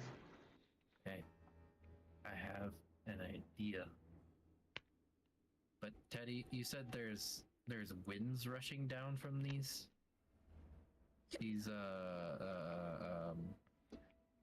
little alcoves. Yes. It feels like this is where all the winds converge, which is why you require an acrobatics check to sidle across the side. How Again, fast? they aren't. Sorry, how fast are the winds blowing? Fast enough that it's a danger, but not so fast that it's like impeding movement or anything. Again, those with a fly speed can just ignore it and just move through. Right. So my idea is bippity boppity, let's get high. I have an ever smoking bottle. I can give us a cloud coverage. But the winds might be an issue. That's why I was asking how fast they're going. Yeah, the winds could blow it away pretty quickly. Okay. It is a solid idea, but you have a narrow window. Yeah, because if it's 11 to 20 miles per hour, it can disperse the smoke after a minute. Yeah, that would be about right. If it's 21 or more, it can do it in one round.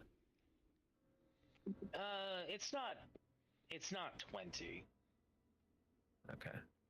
You'd be looking at about a minute, maybe a little less. They're not so fast though that a smoke cloud would be immediately dispersed.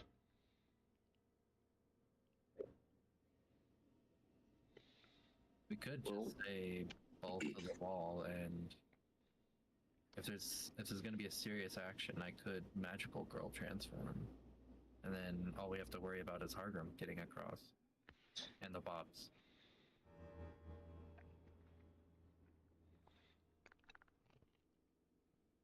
Just tie the bobs off to me, and I'll just walk along the ledge there. How heavy are the bobs? I mean, they're just bones, right? And armor. Bones are heavier than people think. And armor. But I have the bear strength, so. That's true. You probably would be able to. What's the Hold on. what is the type of armor that the bobs are wearing?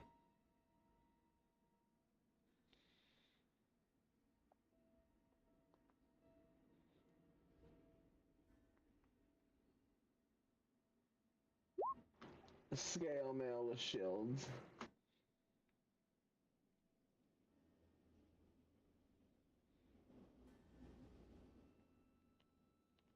We could probably do this too. I think we're kind of loading up on those potions of giant strength. Do we have like maybe not the max one? I have a few. Do we get a sense that maybe it goes around, that it might circle around? We could maybe bypass this? It has it circled around. Hmm. That I know for sure, because the way I thought we were going was the correct way, but that was a dead end, and I know going up is just going to loop us back around to the start. I have 2 potions of storm giant strength. I can say that with full confidence. Each bob weighs approximately 50 pounds. Oh, I could carry them. I mean, What I could do is load Hargrim up and then just Misty Step across with Hargrim. Yeah, I could carry the bobs, can I? And he could Misty Step us. You need a dimension for the target, not another person. Hmm. Misty Step is just yourself. Yep. Just attach the bobs to me, and I'll scurry across on the ledge. And cast catapult on Hargrim, carrying the bobs. I kind of want to let our sneaky sneaks kind of get in there, and then Hargrim, Theo, and I can just kind of balls to the wall surprise attack while our sneaky sneaks are in place. Because I can magical girl transform and get a fly speed. Theo has the wings, and Hargrim can just vertically jump. I can jump here, but then I will have to jump again over here. Do we get the sense that the wind kind of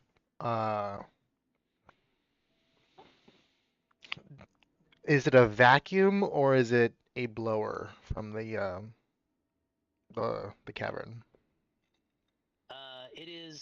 It is blowing. Both sources of wind are blowing against and past you. So into the space over here? No, out from. Out from. Interesting. Okay. Make a nature check. Where's nature? Where's N? There it is. It's probably because of the air manifest zone. It is probably pumping out air. Okay. Which means the currents from both of these directions are funneling in towards your guys' direction, and then splitting off when it hits like this wall to the south and north.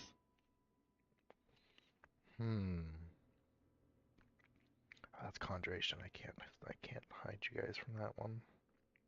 So you guys are technically fighting the wind, but again, it's not so much that it affects the fly speed or anything.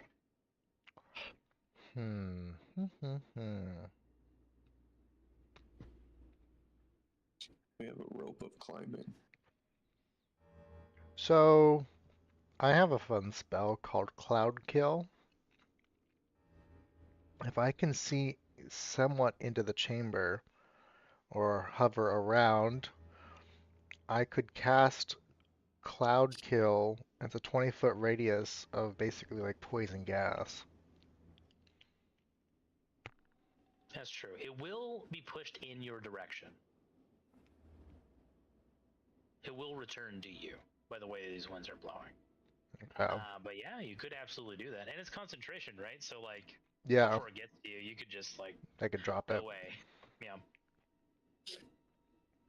We do have that rope of climbing. With the range of 120 feet, so I could like put it at the end of the cavern and like it just sweep its way through.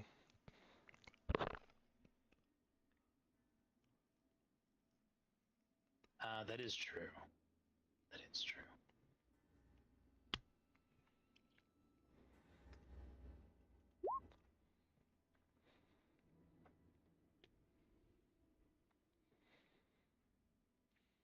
Just some thoughts.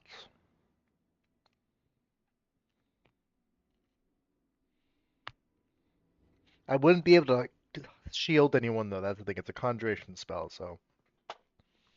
And I can't upcast it because it's already my highest level. Yeah, but if it's an opener and you guys don't go that way, then again, sort of, what's the harm? Mm-hmm.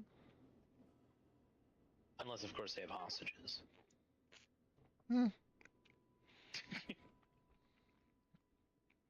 It's a sacrifice I'm willing to make. Or a detail Theo is not considering. This is true.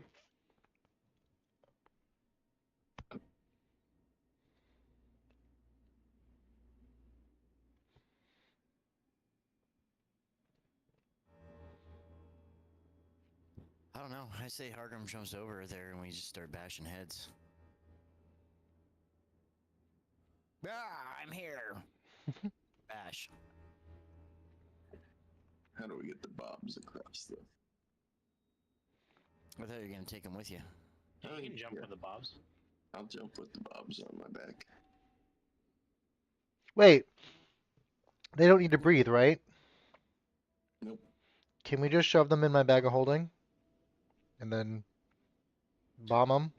Or just shake the bag out on the other side? Don't need to. I can carry them without it impeding me at all. Oh, okay. They are also a medium-sized creature. They are each medium-sized creatures. The bag of holding does have limitations. They'd be able to get like their arm in. You're but saying the we mouth of the bag is too narrow. Sorry. you're saying we can't fold up the bones, the skeletons? Not reanimated as they are. Yeah, like you could take the reagents for the animate dead spell in your bag of holding for sure, and you could arguably fold them into your portable hole. They could fit in that. That's We don't true. have that with us. Leo has that.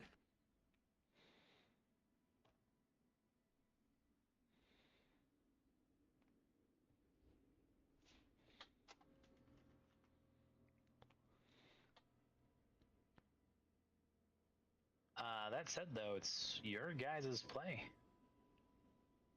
Could I pop a Kyber candy without dropping my invis? Yeah, that's not a hostile action. Possibly a self-destructive action, but not hostile. Is that a con roll then, or a con save? Yeah, that'll be a Constitution saving throw.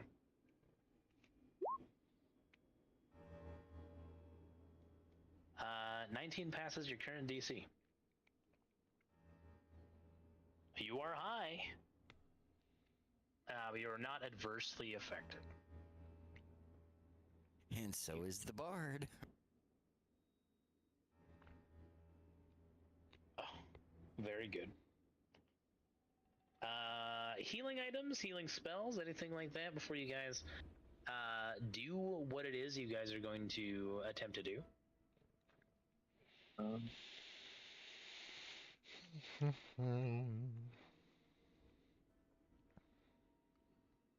Jax, I see you moving your token. Either make an acrobatics check or move him fucking back. You said it was difficult terrain to scoot along the edge. With an acrobatics check of 10. If you want to move at your full speed, it's an acrobatics check of 20.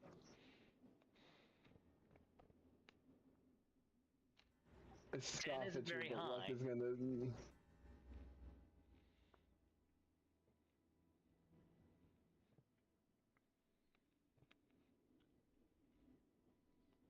You make that acrobatics check, you go back. Okay, you almost fall, but you're shuffling along. Give me a stealth check while you're there with disadvantage. Plus 10. We're doing pass out trace. Okay. In that case, I'm gonna grab the bobs and leap across the cabin. Then you can also make a stealth check with disadvantage. Stealth.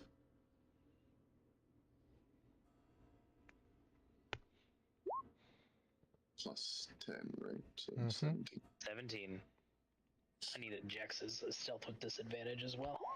And I can't jump this far, right? No. Also, give me an athletics check. Jax says, "Fuck you, Dungeon Master. I took rogue levels." I am a shadow on the wall. Yeah, 27. We'll get you over. With the bobs. Allow me to roll perception for this feller.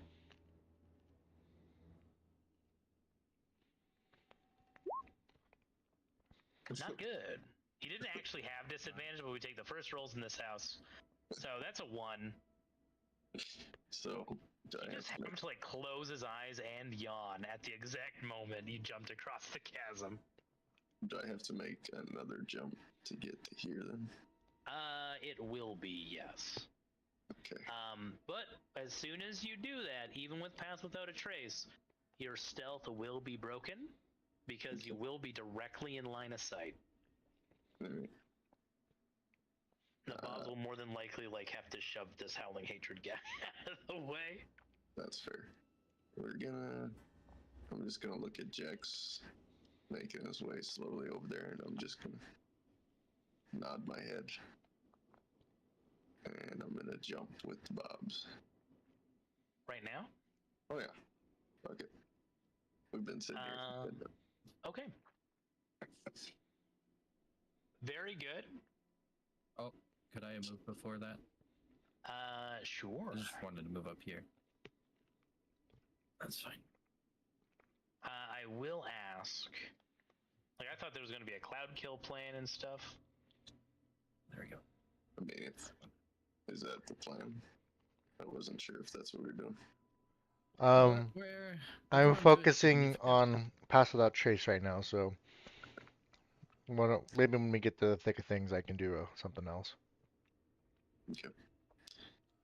Alright. So you need another athletics, I assume. I will need another athletics, yes.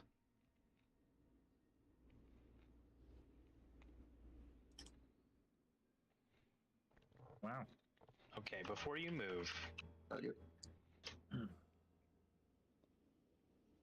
Okay.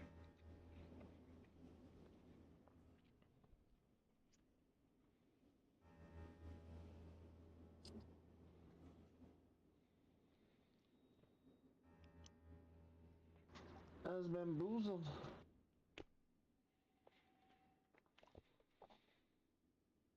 Oh wait, no, they're back. They are back. I needed to do that for like ease of initiative rolling. Right. Hargrim and the Bobs. I did. Or I would have. I had to have. You make a mighty leap. Oh no. Oh no, indeed. Go ahead and roll initiative. No. Help.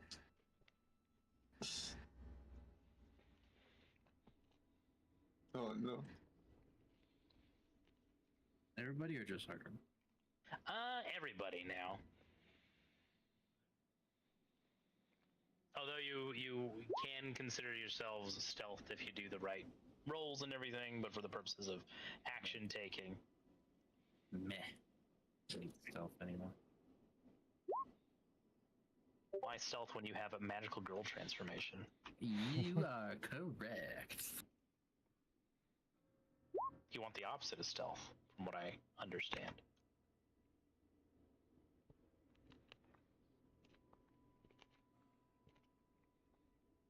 I should have raged before I jumped. It's a bonus action. You're okay. Is Shino mounted on Pizzazz? No. Okay, you're just standing next to his handsome haunch. Yeah. Since, very good.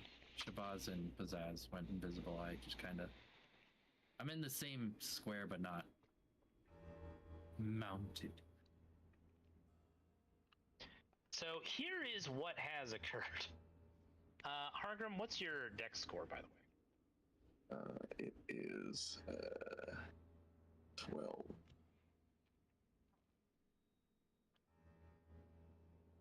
Thank you. Right. So, Theo, you and Shino and Shabazz are discussing what to do, considering options, maintaining Pass Without a Trace. Jax, you sidle carefully and stealthily across the ledge, and you see, with your dark vision, a tremendous amount of enemies. Hargrim did not see them. So when you're strategizing how to get back and inform your compatriots about this tremendous show of force, you hear a tap, tap, tap, whoop, and Hargrim, holding 3 skeletons, leaps tremendously, heroically across the chasm, plants his feet on the other side in front of the Howling Hatred Scout, and these goons who've all been sort of discussing amongst themselves, keeping ready. It's like one of those scenes, like in Mask of Zorro, when he enters the barracks and all the soldiers just simultaneously turn to look at Antonio Banderas. Yeah. I will let you use a free action to facepalm checks. And this Howling Hatred fellow is going to shout, "Intruder!" And this Howling Hatred priest is going to shout, "No shit!" And we'll take our break. When we get back after 10 to 15 minutes, we will start combat. Empty yourselves, water yourselves, whatever you need to do.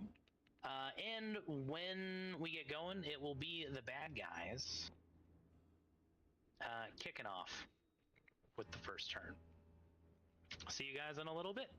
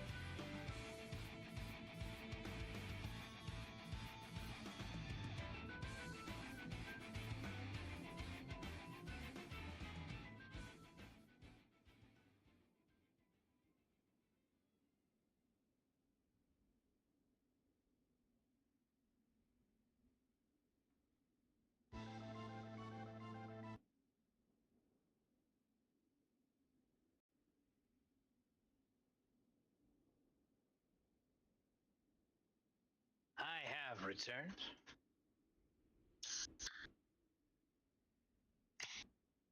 Brought a Dr. Pepper Zero with me.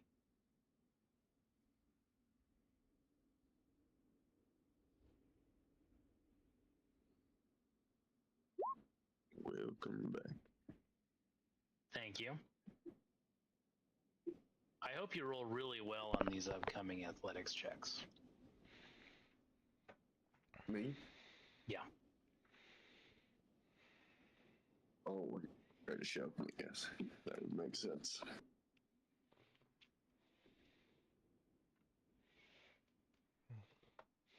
I too am here. I should have. I didn't even think about it. I should have raged before I jumped. That would have made more sense. Maybe. Also, welcome back, Michael. You can feel free to use the bobs as projectile weapons if you need to. Start hurling them. Apparently I can actually pick them up and throw them, so.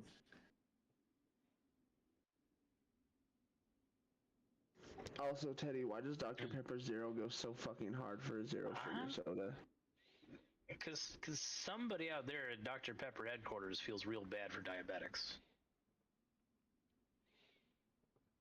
This is true. Out of all the zero flavors I've tasted, that's the one that's the most legit.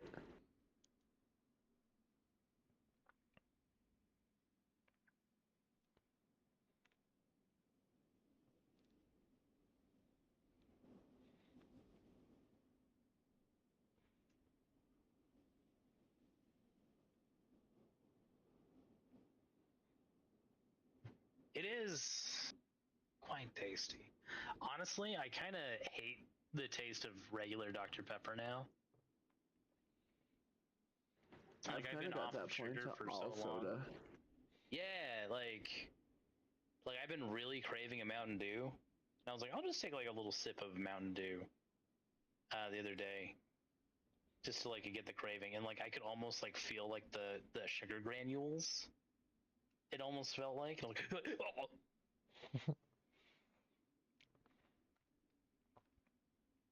The zero sugar hard Mountain Dews, though, are gross. You can really just taste the salt and the asparmentine. We don't even get those up here. Like you got to get those special ordered. Like you don't like really find them at the grocery store or anything. There's not a lot to miss.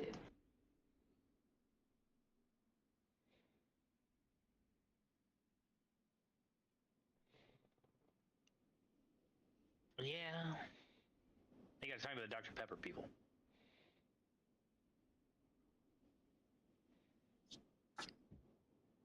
Ought to go back to yesteryear. It is as those currently playing Dungeons and Dragons, it is an ancestral tradition to feast on Mountain Dew and Funyuns. Those are the staples of our people.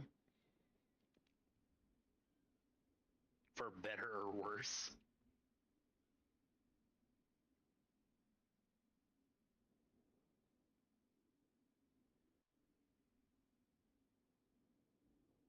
Another food, by the way, that I don't get very much of. We do have like a Funyuns equivalent up here, but you know, you go to the States and you have real Funyuns, then you get the Canadian knockoff Funyuns, and it just ain't the same. I never really saw the interest in Funyuns. Oh, I like the sour cream. I like the sour cream and onion flavor. I do. It's cheap and sleazy, but I like it. They make a queso flavored Funyun now. It's pretty awesome. Lay's made this special flavor that's just honey buttered chips, and those go surprisingly hard. That when they had all those weird flavors like chicken and waffles and ketchup. Chicken and waffles also went hard as crap as a flavor for chips, and I don't know why. Isn't ketchup the big Canadian thing? Yes. Which I feel pretty neutral about personally. I mean, I like it. I'll have some ketchup chips, right? But I'm not gonna be like, oh fuck it, it's a crime that the U.S. doesn't have ketchup chips. Oh, I need ketchup chips in my veins. And they're not that great. They're okay. What about all dress? Are those as good as the show hypes them up to be? Yeah, I will say I prefer the ketchup chip over the all dressed chip. The all dressed is also good, but for me it's a little bit too much. I'm the type of motherfucker who wants to know what I'm tasting and appreciate that. The all dressed just kind of tastes like, Fair. You know what I mean? Like it tastes like, sure, here's some flavors. You're like, okay.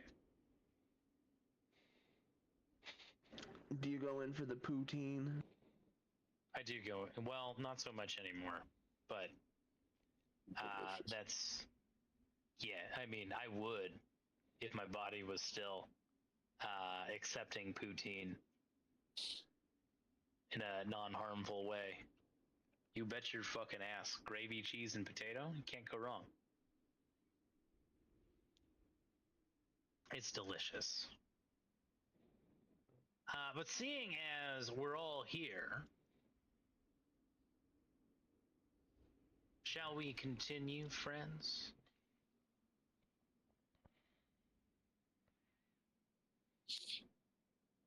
I'll go ahead and take that as a yes.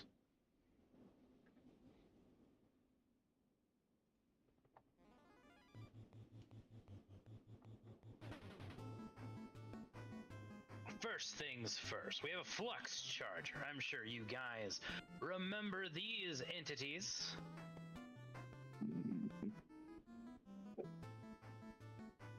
The horrible combination of elemental magic and artificery. Warping a man into this elemental construct.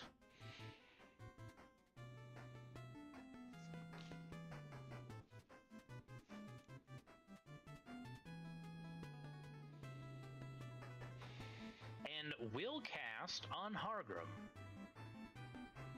Arc Lightning. Alrighty. He points his cannon-like arms at Hargrim. Hargrim, I will need a dexterity saving throw with a DC of 15. Ooh, I get advantage.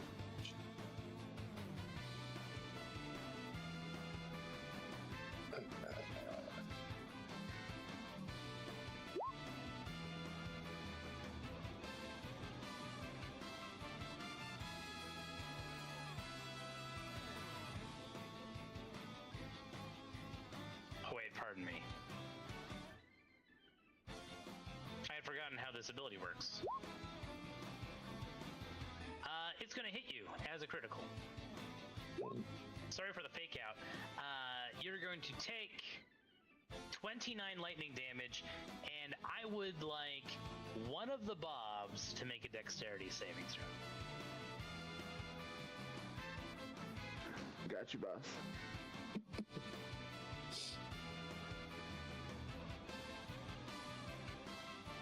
The Flux Charger is going to take 5 damage from the blowback. And that Bob is probably gone. Reaction. I suppose I can't. I have interception. I guess that only does damage though. Well, before any abilities are applied, that Bob is going to take 13 lightning damage.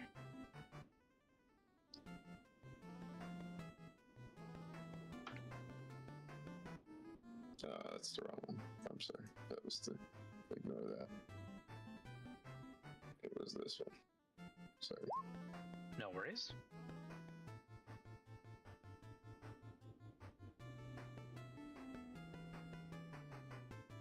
Will you use your reaction for this? Yeah. Go ahead and roll your D10. Is that efficiency?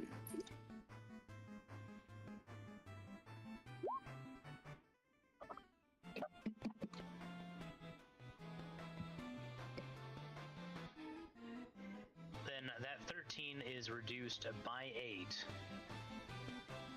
making it 6? No. 7. 7 damage. I think? No, that's not right. 5. 5 damage? Thank you. It's after 10 p.m. The brain's starting to slow. Should make this combat very interesting. Go ahead and select which Bob takes that damage.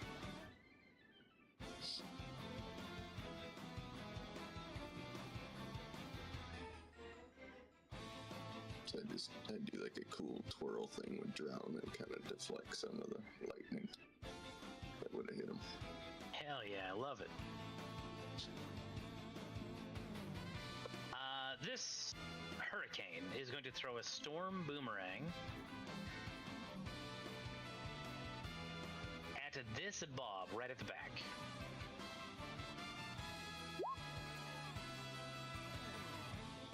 And will miss.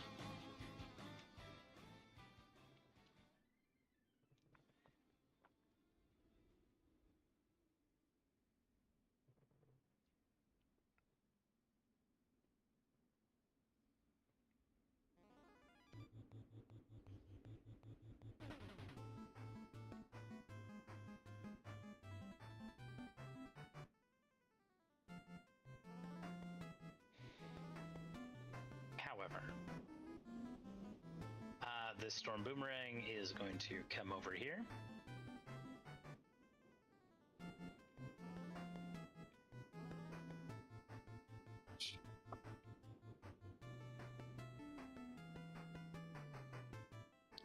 Oh wait, no he's not. Pardon me.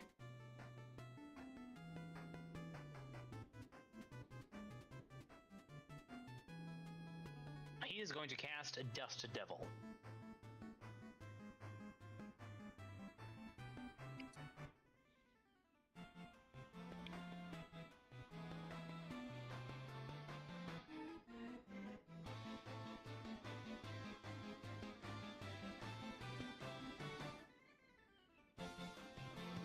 We'll place it right here. It takes up a 5-foot square.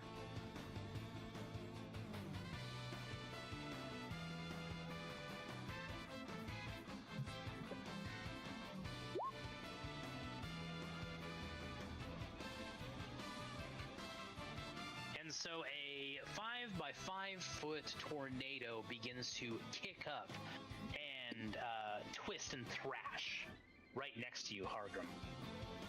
And Bob 3.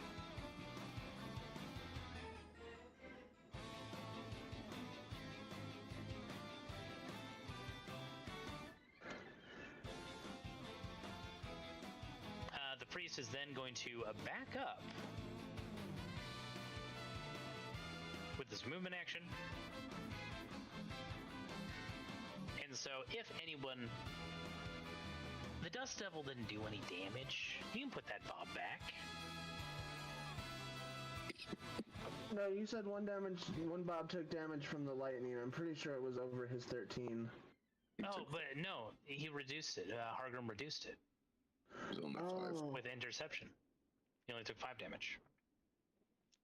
Okay, that's my bad. I only heard part of that. That's same. Oh, that's all right.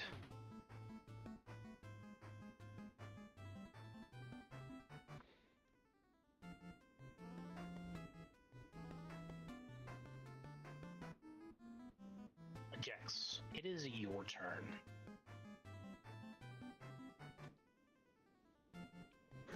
Okay, the Bobs are gonna scatter into formation.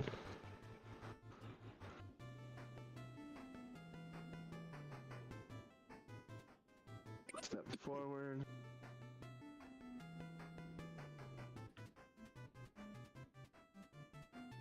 By the way, Yes, Theo, that you one's are on stuck. deck.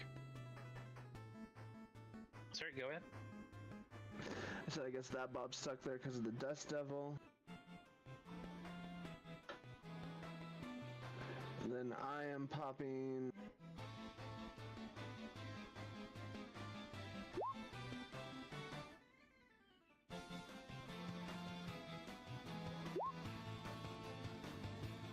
Oh.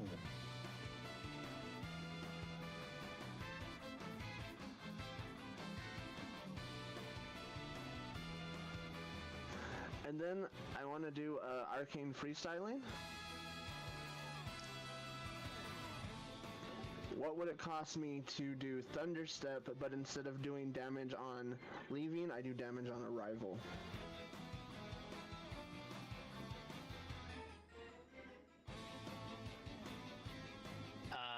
One higher spell slot and Arcana check. Difficulty 15. Alright, I'll do it. It's not like anyone's around me to be hurt if I do mess up. I'm immediately thinking of a rider kick.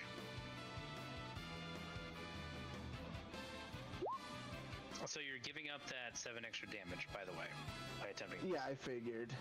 That's just how it did for the upcast. Roger. Theo, you see something interesting. You understand Thunderstep. Yep. You're familiar with the spell.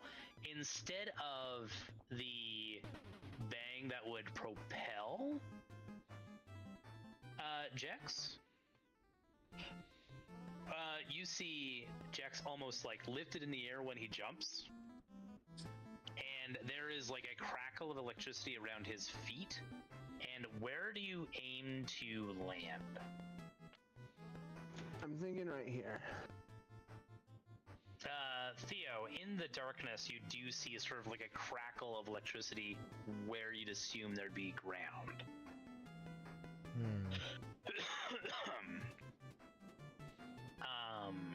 And Jack starts to sort of fly in that direction. I'm imagining like sort of like a kick, right? Yeah. But it's like your feet are pulled, like there's a magnetic pull to the direction that you have,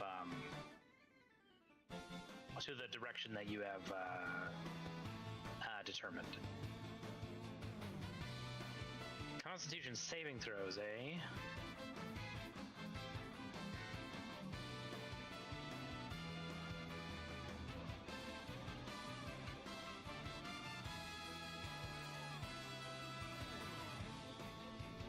That's probably going to be my favorite arcane freestyling ever.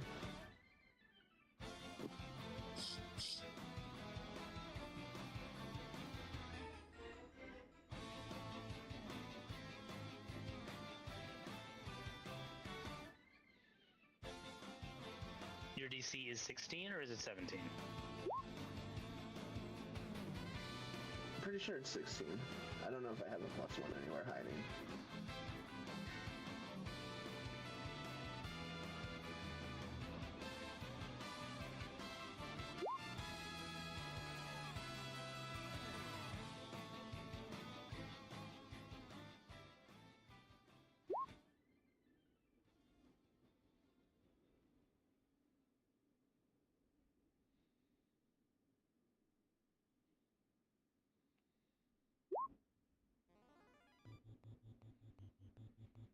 Oh wow, this is going real good for you. Hell yeah, I'll take 3 out of 4. Oh, even better.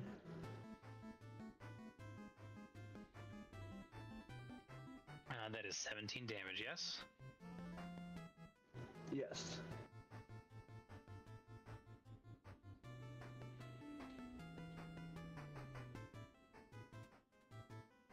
With a cacophonous boom.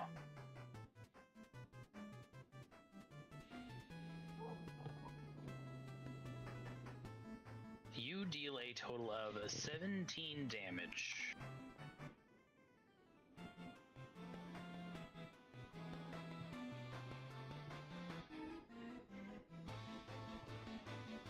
To everyone within 10 feet of your attack.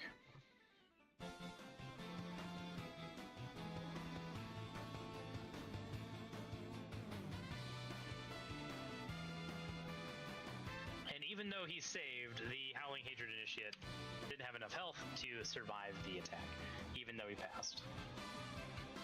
Nice. I just want to think that I landed on him and kind of bounced off. Oh, very well.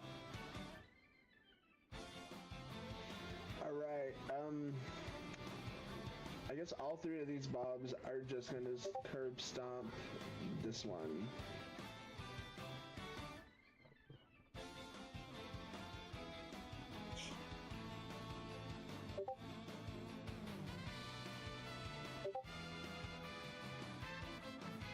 So 1, 2, 3 bob pokes.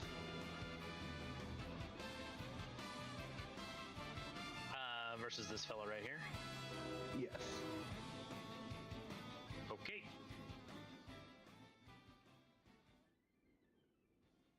One attack manages to connect, dealing 5 damage. Alright, that's all for me. Theodosius. Alright. We're gonna go ahead and fly a little closer. We'll get here. That works. And then, what do I want to do? Evocation.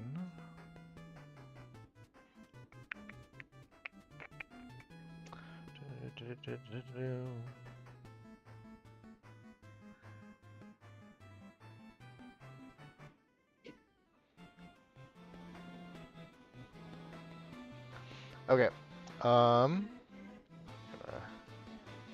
I am going to see all of this happening. And I'm like, well, you know what? That's unfortunate. And so I'm going to hold up my hands and my eyes are going to go black as I cast... oh, where is it? There it is. Gravity Sinkhole.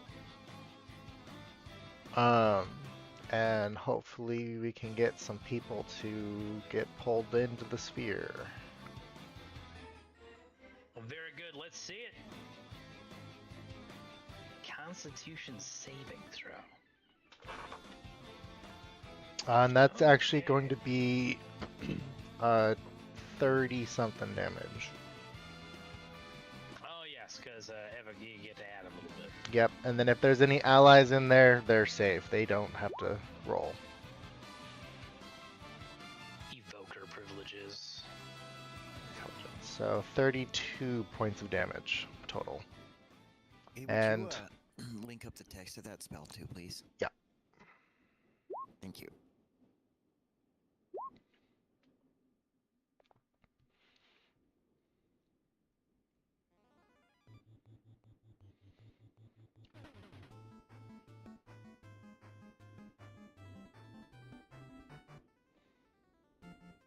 Ooh, I forgot.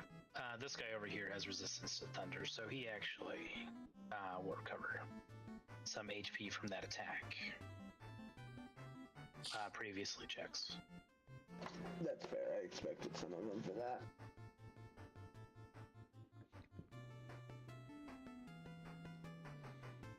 A lot of bad guys. All right.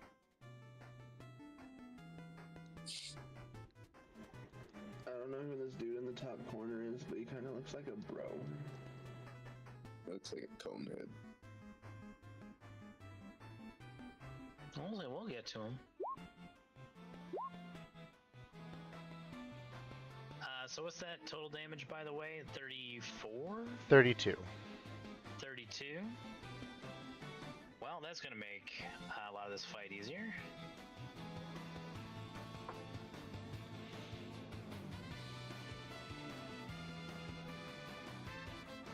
These boomerang boys are just straight up out of here. What damage type is this? Force. Force. Right, okay. Goodbye, trash.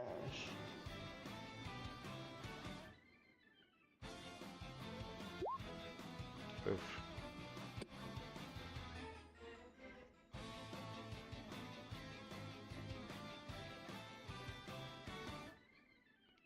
You know what?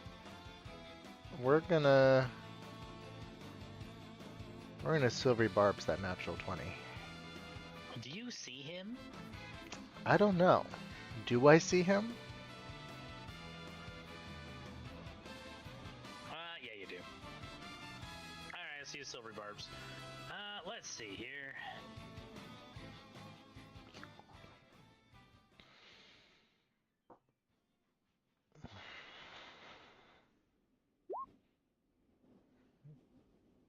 So he's still gonna pass. The timeline remains secure, but you can give advantage to somebody. We'll give it to Hargrim. Thank you. Oof.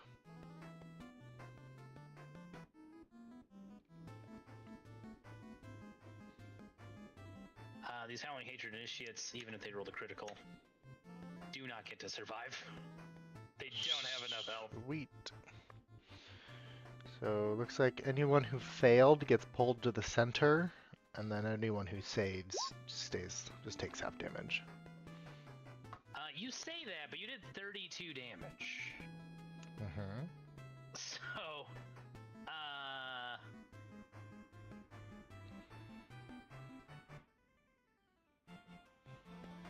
No one's left to get sucked off.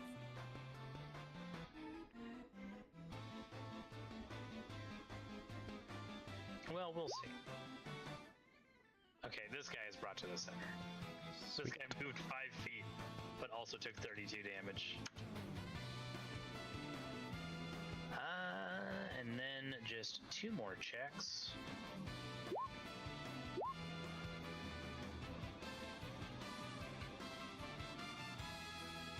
Something else is pulled to the center too, not that you see it.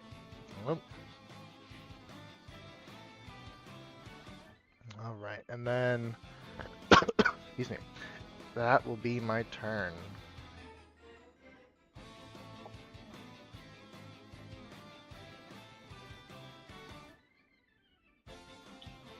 Very good. Shino, it's your turn. Yay, sure is, buddy. Oh wait, pardon me. There is one thing that needs to happen first. I need Bob. I need one of the Bobs to make a strength saving throw.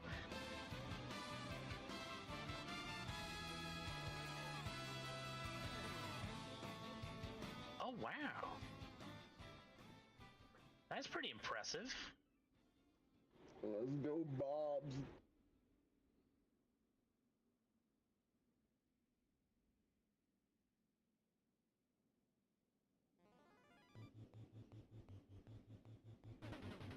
Very cool.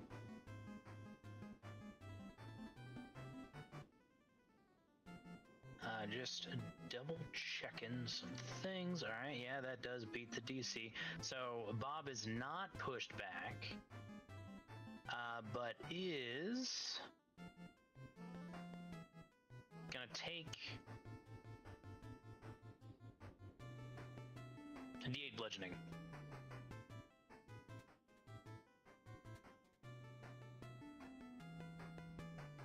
As one does.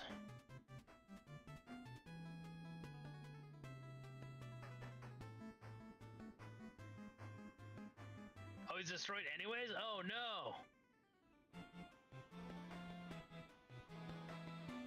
Say, Liv. Yeah, between the little leftover lightning and that, yeah. Wait, they didn't get temp, did they? Shabazz can only affect so many people with that, I think. Yeah, that's what I thought. Okay, Spiraling. yeah, they're gone.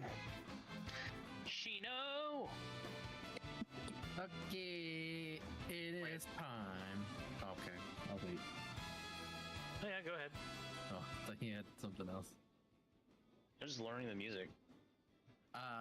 It is time. So Sheena will pull out her sword and absorb the essence of Tio as she will slowly rise to the song of Rammstein.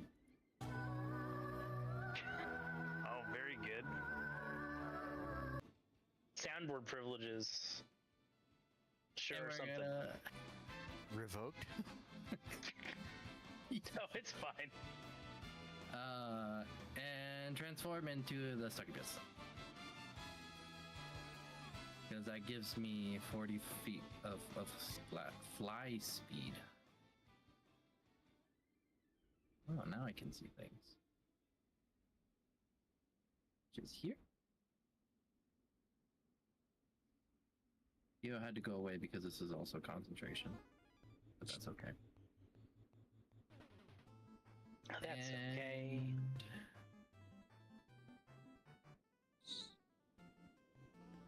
Let's see here. Now that I can see things.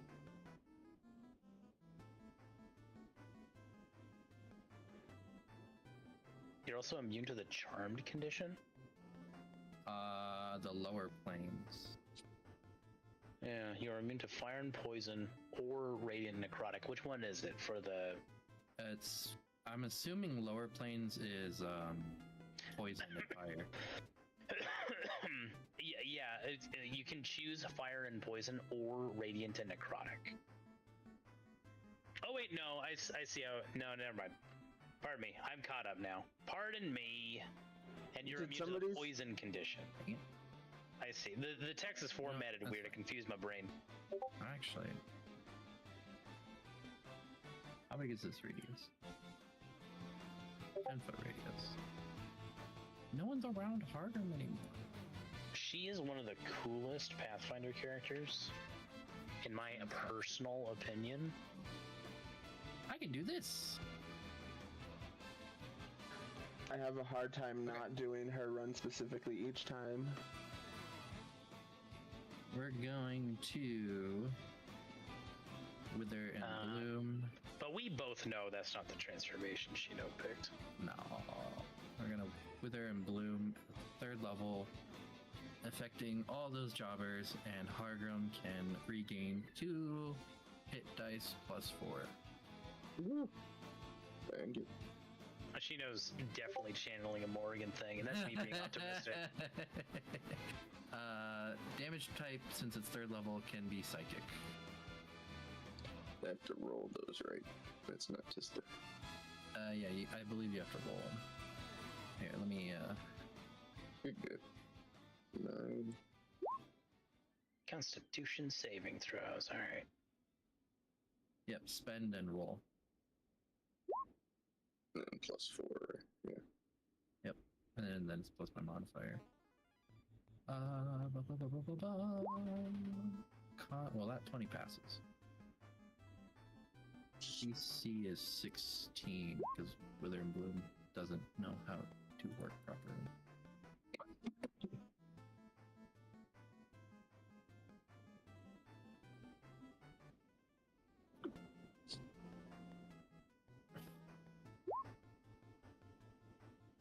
Oh, whoops.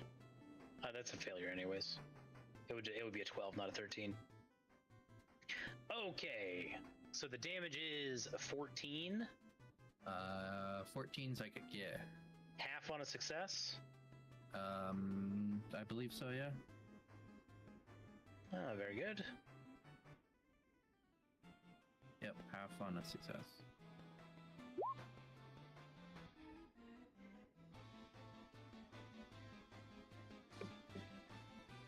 And I don't know if it's gonna come up, but I will hold my reaction to make sure Hardrum does not fall into the cliff pit. If that's something I can do.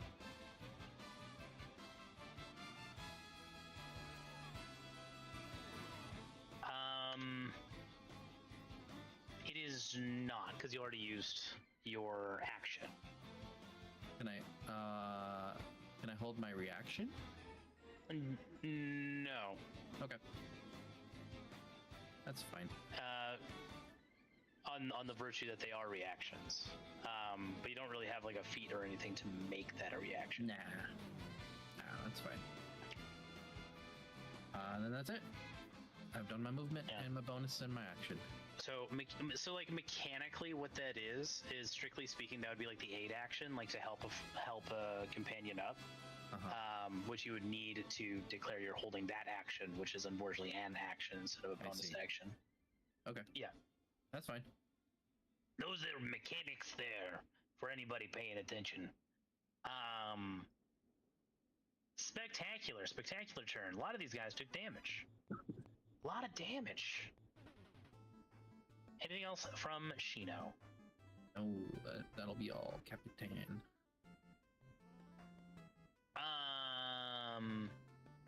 This big guy starts moving down here. Oh, his tokens much bigger than What's all this ruckus then? Finally, someone my size. Oh, you think so, do you? Yeah. This is very clearly a giant. What type of giant would require a history check? I'm gonna go. Is it a storm giant? I was gonna say cloud. Make a history check. Theo, that is a cloud giant. Yeah, there we go. Michael knows what those are without the roll.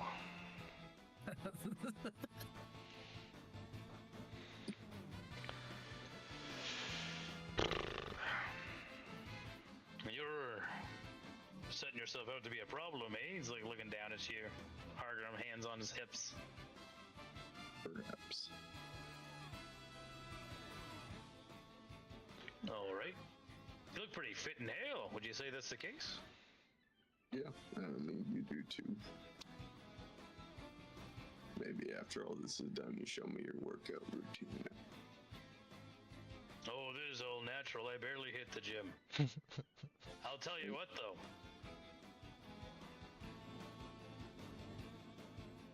Could you please...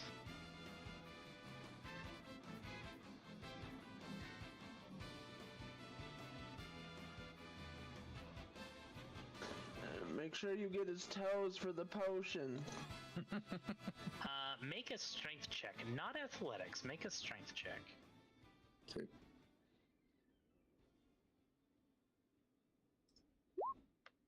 Uh-oh.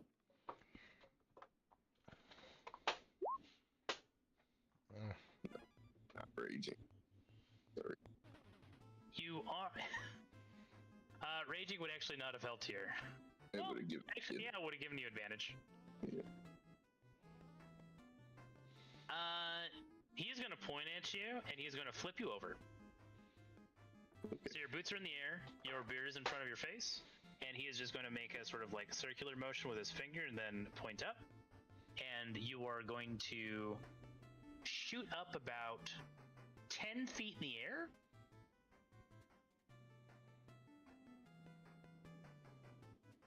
And then 15 feet to the northwest. He then breaks concentration. Oh shit. Damn it. Hell yeah. Catch you guys later. Bye. Hold on. Hold on. We all have Featherfall's reaction. Exactly. I'll use my reaction for that. Yeah, but he doesn't know that. He thought he was being clever, this cloud giant.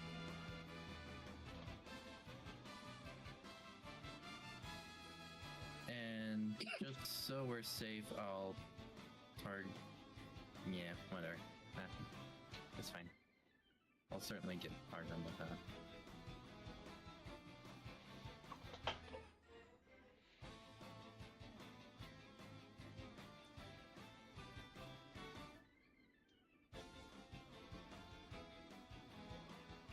Oh, I see you're all going to be cheating then,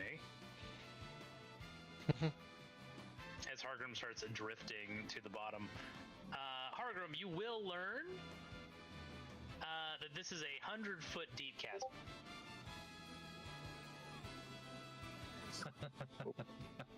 On your turn, you can attempt to grab the side and climb back up.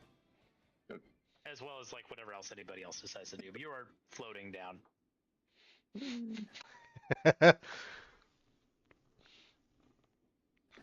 Right, well. I suppose I'll have to get spicy then. Oh no. He's gonna move like- back up here. I like this guy. Okay. I like him too. Cloud giants are fun. Oh, whoops. Shabazz, it is your turn. Okay. Is Pass Without a Trace still rolling? Yeah. You're also invisible. Yeah. Do I have to stealth then? No. Absolutely not.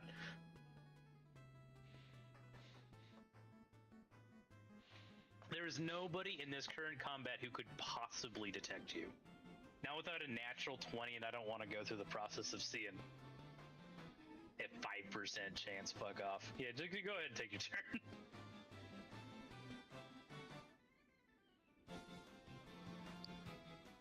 Alright, I'm moving in initially to see what's going on.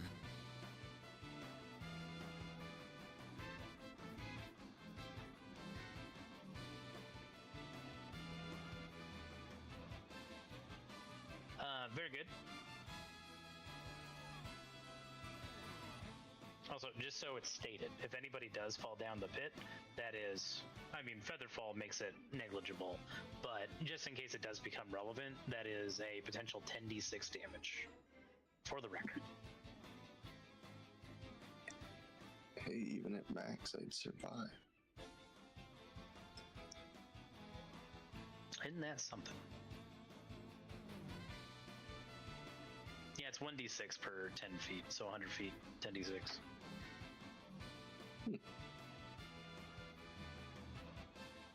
Well, Shabowski, you are looking at the situation. Oh, by the way, I think you also see something that I don't think anybody else has been able to notice yet. There are two women in rags chained to rocks with pickaxes near them over in that direction. So you can't get a clear look at their finer features from this far away. But you can identify that they are human women. They're over yonder and they're chained to rocks. They appear to be unconscious.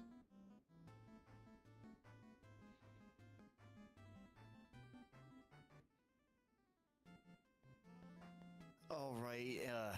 Dashing, what, doubles your movement speed? Correct. Right. I will dash then on the Pegasus.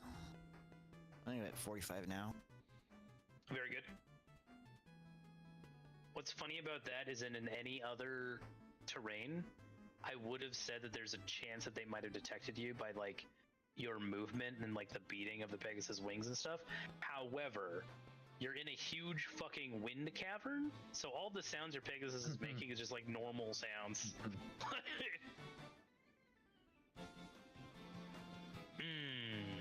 You have no idea who this bitch is. She looks like a handmaiden. This woman right here is Desena Irtain. You very quickly identify who is the princess, one of the princesses of Breland.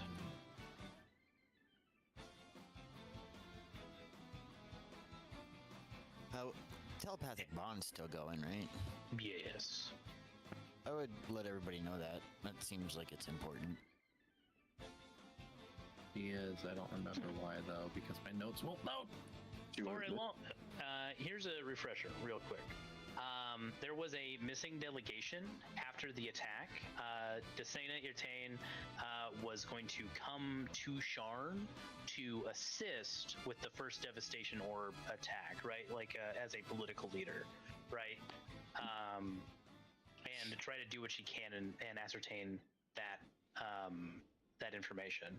While on the way, her entourage were waylaid, presumably by cultists. She had gone missing, which was news that has been kept on the down low in order to not like incense the king and the royal family of Breland. Right, because like if it got out that like she was missing or in danger, then that might cause Breland to be like, okay, police state on Sharn, we're taking over, and that like would have been more difficult for you guys and the city in general. So one of the things suggested to try and do is to track the princess down and make sure she got out safely from wherever she was. And now it looks like you found her. She does look wounded. Both her and her handmaiden look wounded. It looks like that she has been forced to work down here. Manual labor.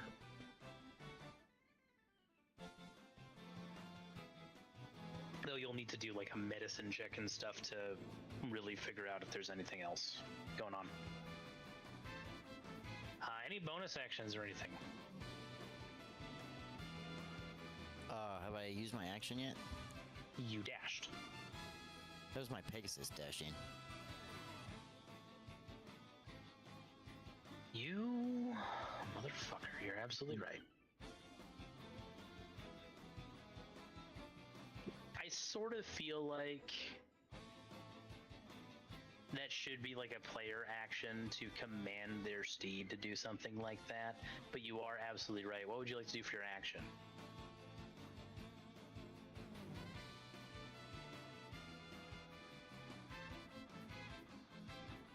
It's a good question. I'm freaking invisible.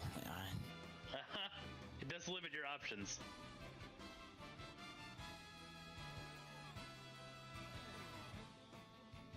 As long as it's not hostile, you can do whatever you please. You can make an investigation check, maybe make that medicine check. Yeah, I'll do that. I'll make the medicine check on the princess.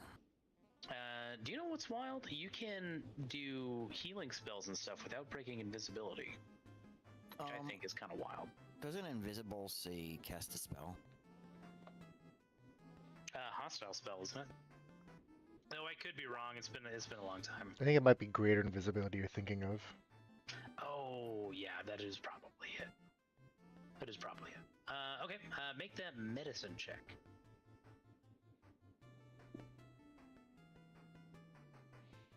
Oh yeah, attacks or cast a spell. I see. Yeah.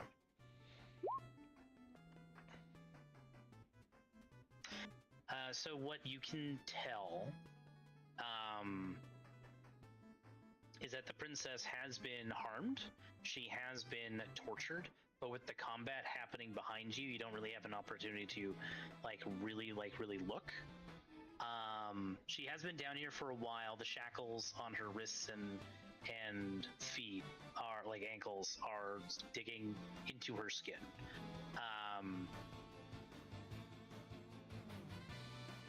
She also has a wound. The symbol of the Howling Hatred cult has been carved right above her right eye, like above her right eyebrow.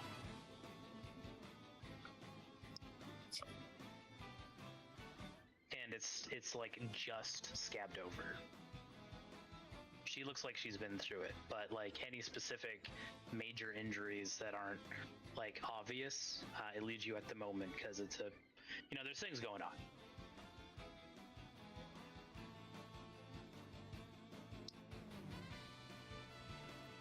Okay, I'm not going to use a bonus action, and I think I'm done moving, so that would be the end of my turn. Okay.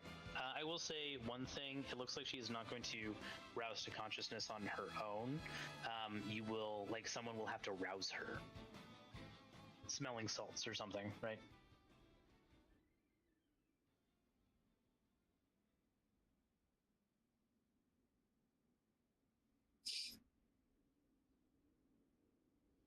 Jex, you are going to be attacked. How dare they?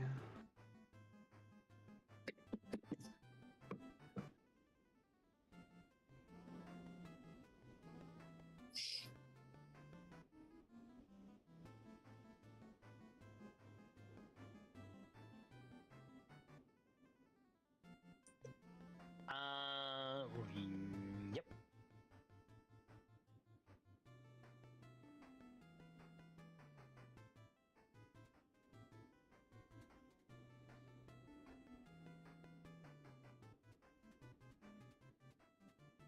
is going to move up here. And he is going to cast Thunder Wave at level 3. Constitution saving throw, please.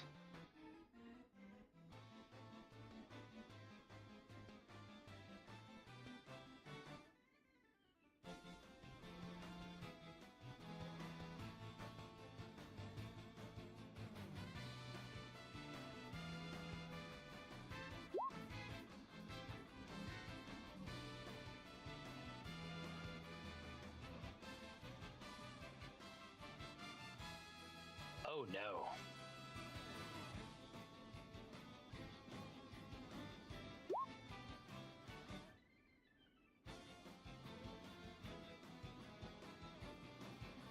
Alright, so you are going to take 22 Oof. thunder damage.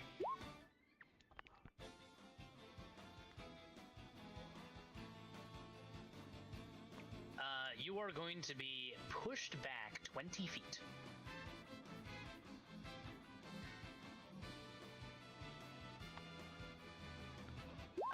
And he is going to...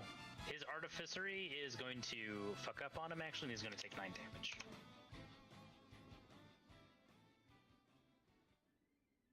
He was looking for an even number, not odd. Gosh dang it.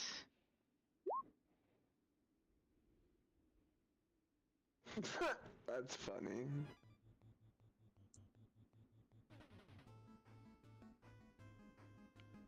Were you aiming to do use an inspiration or something, or were you just checking just to see? Oh no, concentration for haste. Oh yes, okay, understood. Thank you for the reminder. You also take an additional 3 lightning.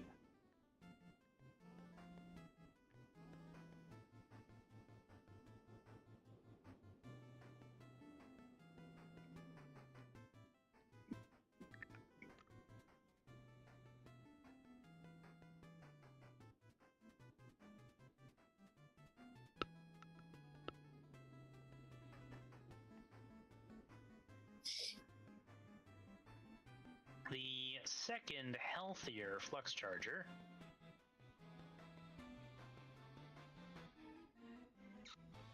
is going to try and slam into Shino. Probably gonna work.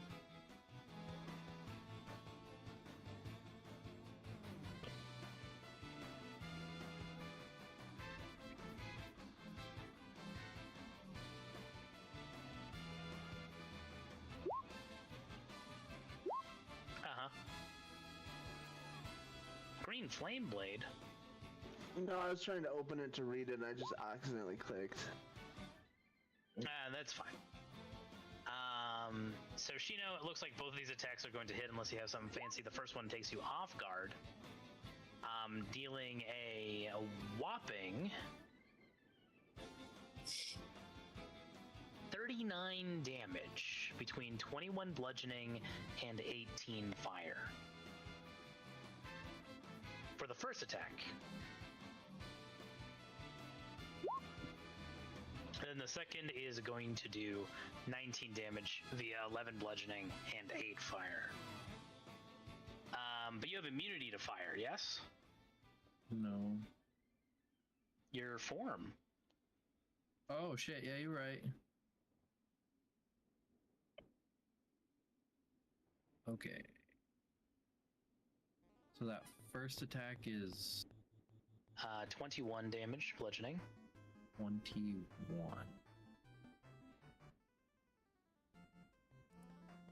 5, okay. Followed by another 11. 9, 68. Okay.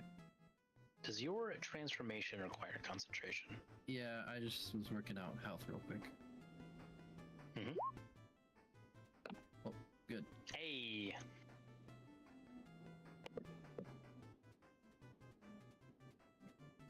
That hurt? Didn't hurt as much as you thought it would. Yeah. Your form is quite empowering. Yeah. Singe my clothes off, why don't you?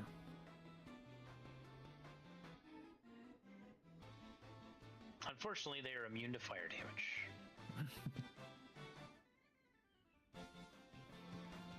Bob is going to be attacked. Lower Bob in particular.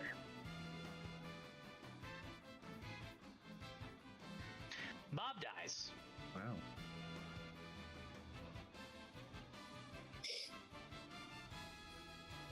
Sorry, Bob. There's a lot of crits tonight. That's what Bobs are for. Oh, I'm sorry. They have advantage, don't they? Bob 2 is going to take 6 damage. Or the remaining Bob. The last Bob is going to take 6 damage.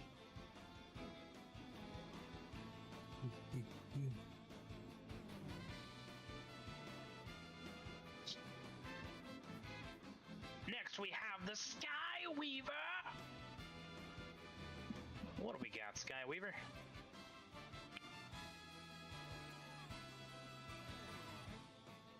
He knows what he's got.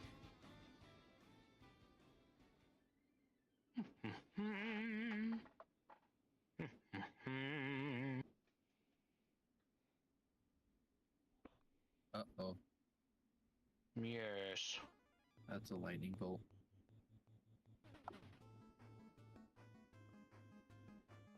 Which is... That is a lightning bolt. Yeah. I need a dexterity saving throw from Theo and Shino. Hargrim is technically fine. And the one time I used my reaction for something, Sorry. he's okay. Not the only wizard with a reaction. Theo, give me that dex save. Please and thank you. Cool. So you're both going to pass. Hmm? I'm also resistant to lightning damage. That's great. This is good to know. Or wait, am I resistant or immune? I think I'm resistant.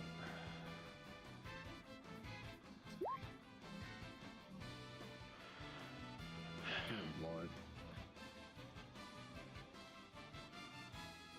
So Shino, you're going to take 22 damage. Theo, you're going to take 11. You also notice that the lightning bolt going through these guys amplifies the power of that spell. Mm.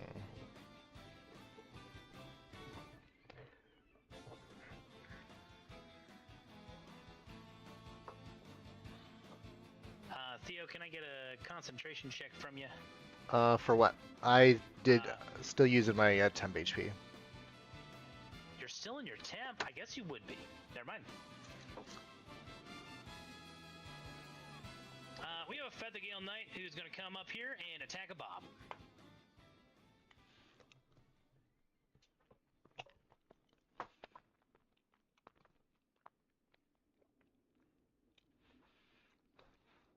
Take that. The Bob takes 7 damage, and I believe that means they're out of here, correct, Jex? Why you gotta be doing just enough damage, Teddy? It's rude. I don't know.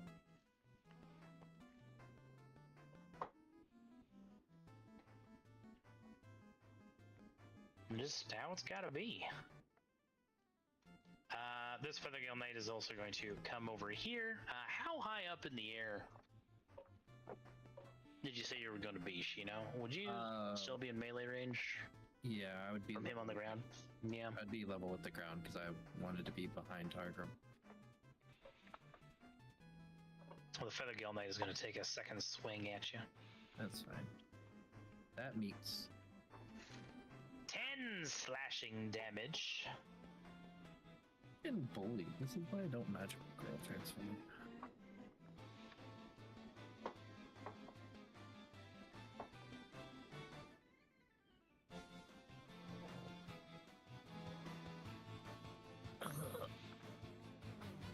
it's any consolation, this Feathergale Knight sees you, feels a little bit bad about attacking you, and is thinking about custom ordering like a 14-inch figurine.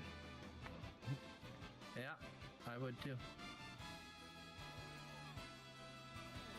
Okay. Shino Master Grade 1/100.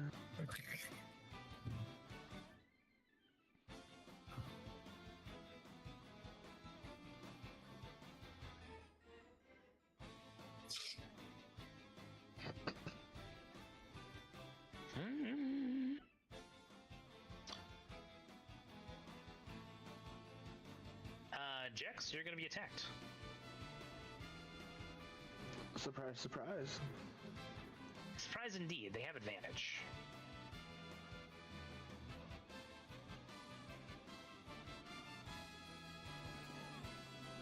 Sucks to suck, invisible guy.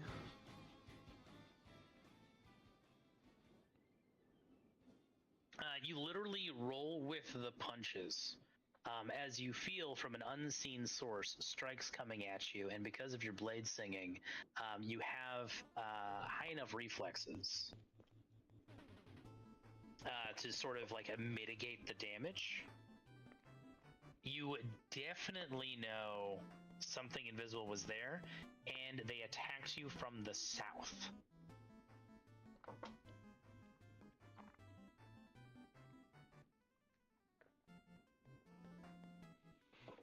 Hargrim, it's your turn. Alright. What do I need to climb up the side of this and get back up here? I am actually going to ask for an acrobatics check to try and shift your trajectory on your own. Oh no. Difficulty 14. Okay. Oh. Hey! So you sort of like swim through the air until you get to the edge of the cliff, and you sort of like dig your hands into the side. Give me an athletics check to continue climbing up. Alrighty. The difficulty is 10.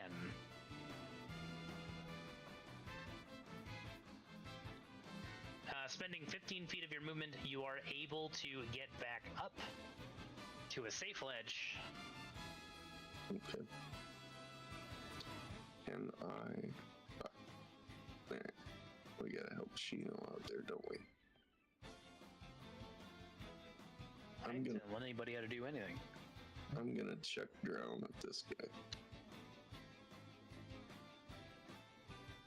Get him.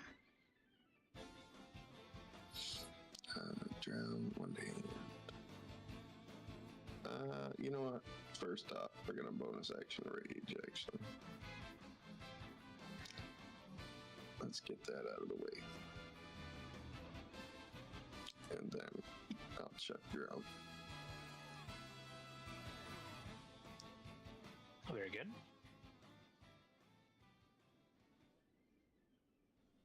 .22 is going to be a big hit. That is going to kill the Feathergale Knight. He falls into the chasm. Oh! Very well. And then I'm gonna check. Can I see this thing enough to throw it? I suppose it's gonna have some cover. He does have half cover. Okay. I'll attempt it. Oh yeah. That is going to be a hit. And so you deal... Hold on. I rolled 3. No worries. So 2 more damage. Nice. That's 1 more damage. Oh, 1 more. Yeah, you're right. You're right. 14 damage. Very good. Anything else from Hargrim? You do have... Part of my rage. When I go into a rage, I get 15 feet of movement. Can I run across this ledge? I think. It is difficult terrain and an acrobatics check of 10, or you can risk running at full tilt, but it's an acrobatics check of 20. We're not so good at acrobatics. I'll save it. That's fine. Very good. Though if you were a tiger barbarian, you could have just jumped the gap when you raged. But I'm a beggar. It's true. But I'm a beggar. This for the Girl Knight is going to step up to Jex. Not realizing that he literally needs to roll a 20 to hit.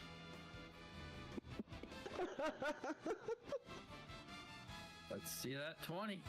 A lot of crits. Wow, look at that. He's really giving it.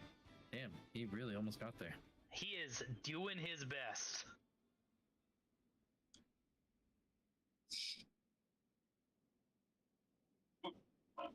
We have this Galvanic Blast Seeker down here. Who's a what? This guy.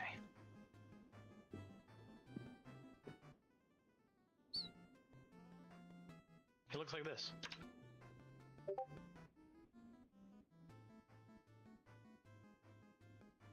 Okay.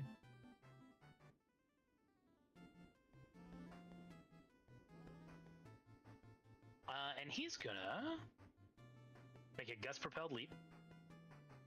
Whee!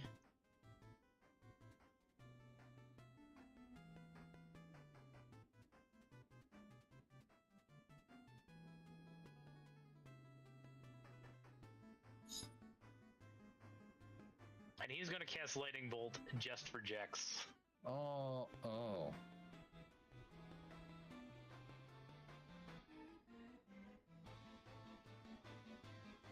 Dexterity saving throw, baby! You're looking at 36 damage on a failure.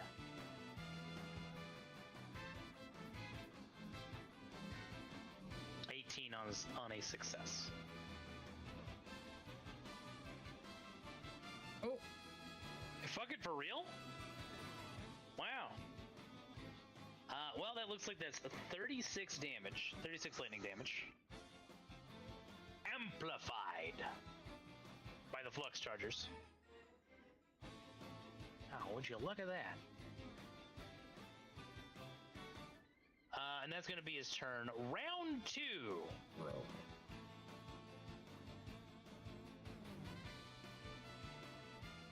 This Flux Charger down here is going to identify Jex as a threat.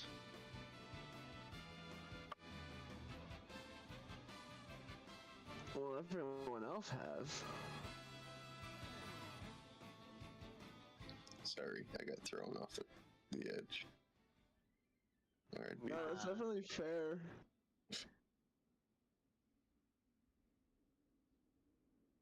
We are in the third act. We are in the late game. This is when this campaign stops giving a shit about your feelings.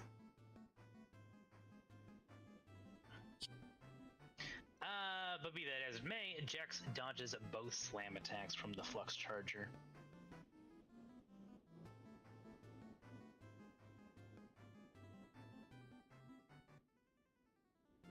The Howling Hatred Priest is going to use his bonus action to move his Dust Devil. In doing so, the loose debris and other detritus is consumed in the Dust Devil, doubling its size.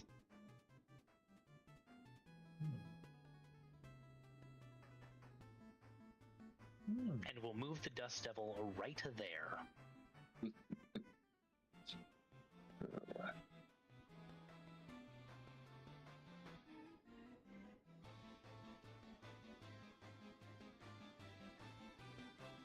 For his action, he is going to cast another spell, a simple first level Armor of Agathis.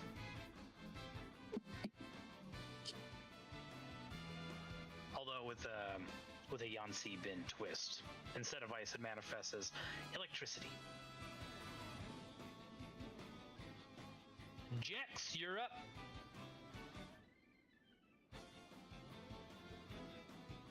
Alright, well,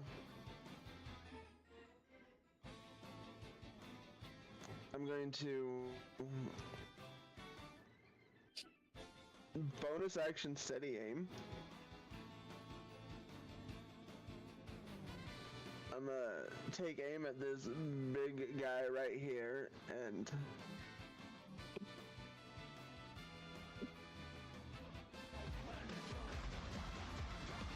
Nice. Very good.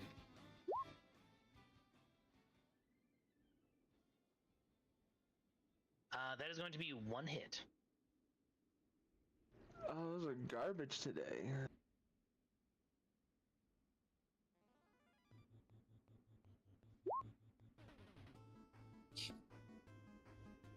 You deal 18 damage, almost dropping the flux charger, That's close. but not quite. Good turn, Jexter. Yeah, that'll be off. Sorry?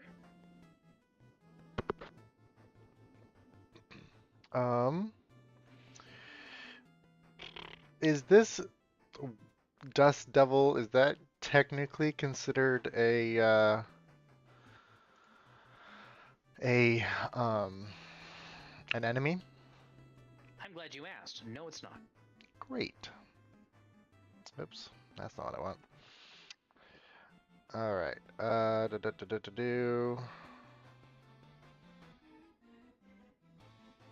Great.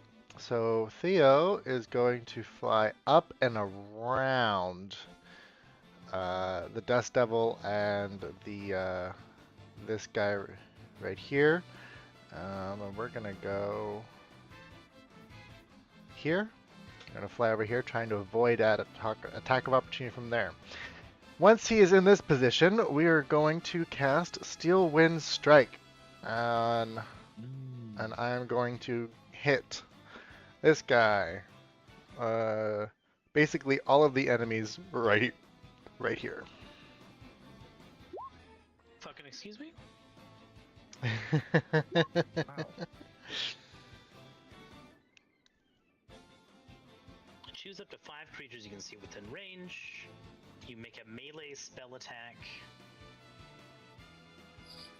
against each target on a hit. So I do have to at least... You do have to be within melee range. That is one of the things it specifies. Up to 5 creatures you can see within range. It says 30 feet. range of 30 feet. Oh, I missed that. Pardon me. Never mind. Not trying to cheat you out of your cool move. I'm sorry. It's because it's so late. Right. So that is a melee. So that's a spell attack. Yep, and that's actually going to be doing 40 points of damage total. 40 points of damage. It only rolled the damage, so Yeah. give me a d20 plus 7. Looks like. All right. Yo, you just gave me a diabolical idea. What is it? / roll? Yes.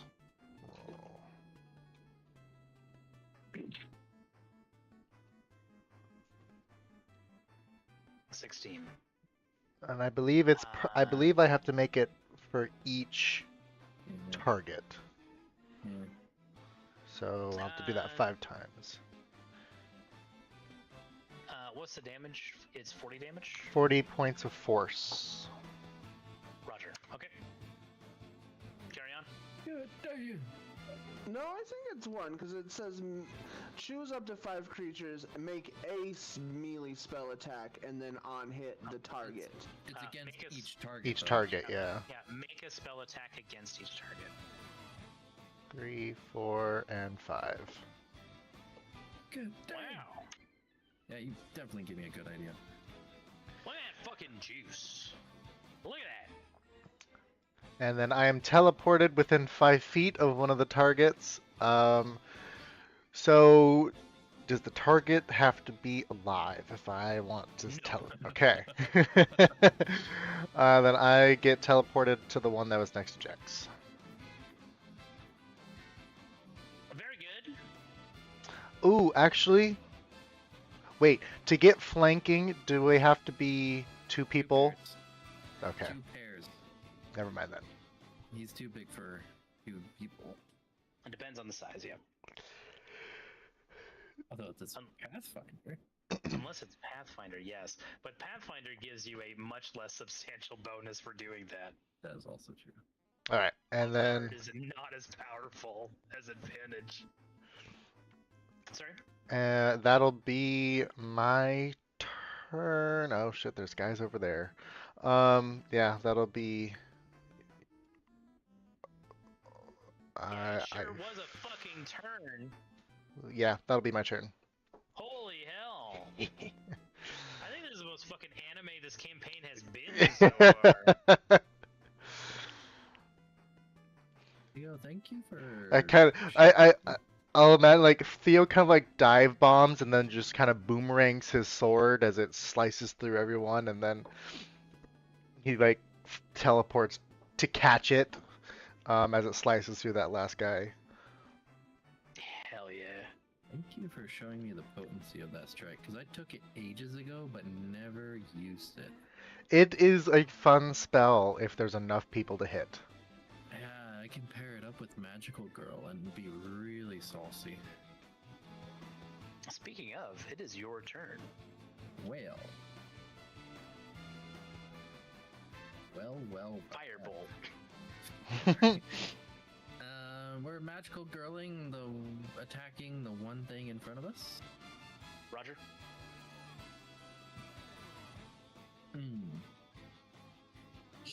16 is gonna hit. Oh. You kill it. Yay.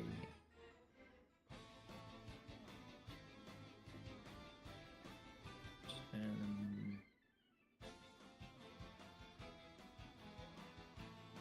can I hold on? I'm gonna move 10 here. 10 of my 40 for there. That's just out of range. That's also just out of range. Oh, you know, would it take an action? No, I haven't seen invisible people, so I don't know they're there. Okay. Hi, big guy. Second action to it, or second attack action on him. Well, hello there, darling. That's gonna miss. Wouldn't happen to be interested in making a half giant, would you? Listen, you're lucky you're not a frost giant and I don't have red hair. Matt does miss. Oh, I know all about them frost giants and their weird fetish. And a bonus, I will take my superior. Which I believe is 8d4 plus 8, if I'm not mistaken.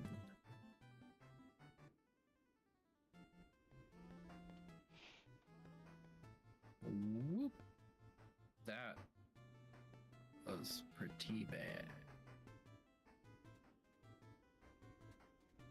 36 plus 7.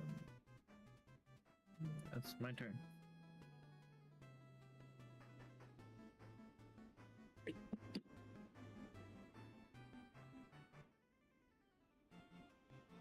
I guess we'll just have to do this the old-fashioned way, eh?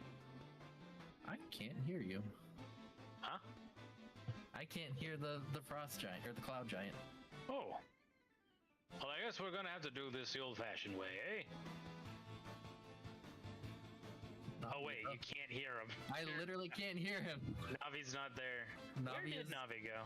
She's back over on the other side of the chasm because I haven't had a chance to move her.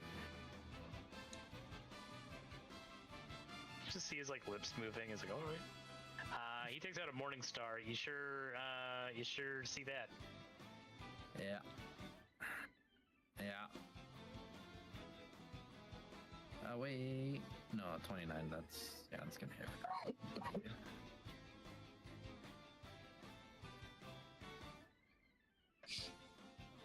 Thunk thunk. I'll just take 42 to the face, why don't I? You take 42 to the face. I mean, to be fair, the head of the Morningstar is roughly the size of your whole body. So yeah, he like.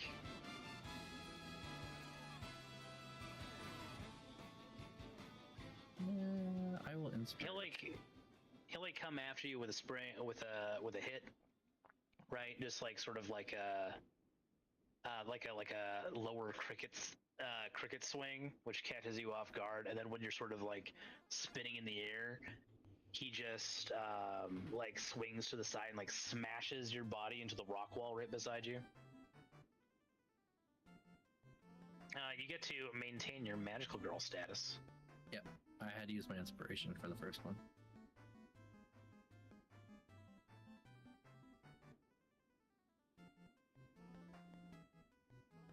Oh, you and your friends were putting on quite a show there. Shabazz, it's your turn. Okay. I'm still stealth to even the Cloud Giant, yeah? Yes. You have not done anything, nor does he have any ability to take a peek at you. So from around the corner where he still can't see me, I'm gonna Bardic and use Unsettling Words on him. Okay, I will consider that a hostile action. But he won't see you. He'll hear you. It doesn't matter. I'm casting right after it, so. Okay, fair enough. Just wanted to make sure, in case it were to change your strategy. Okay, Unsettling Words. D10, or subtracted from his save. And it's a wisdom save for the polymorph. DC 17. DC 17 minus a D10, yes? Correct.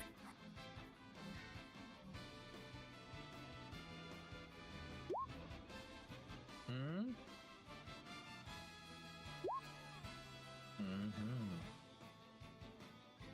That brings that down to a 14. What are you transforming him into? Let's do a rat.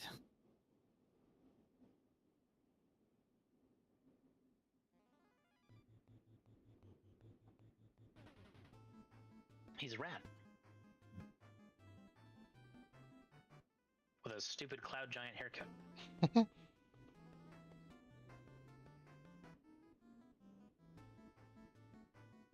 He's gonna be like that for an hour? Correct. Understood. Any movement or anything? No, I think I will stay right here. Very good. This Galvanic Blast Seeker is going to keep things simple. He still has at least another one of these. So he's just going to cast Lightning Bolt at Theo and Jax. Rude. Yes, indeed. But at least they don't have their buddies to amplify those spells. He also already uses Galvanic Overcast, so he can't use that again for a while. Theo, it looks like you're going to be taking 12 lightning. Jax, you will also be taking 12 lightning. As you guys deke out of the way. Well, Jax dekes out of the way. Theo just takes it, but has that resistance. Absorb elements. All right, that's gonna reduce that to 6. Yeah.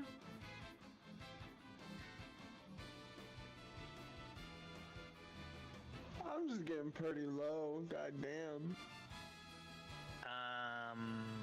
You and me both, bud. Right. So that's going to be 6 damage, and your next attack is going to have lightning.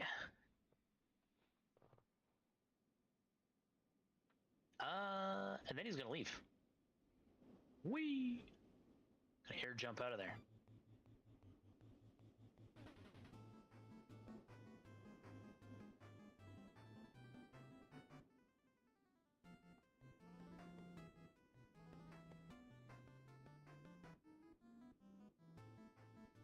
Which brings us to our unseen friends.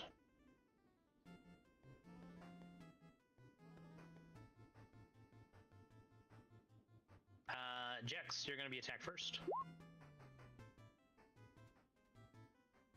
It looks like that does it. 18 bludgeoning. My good man.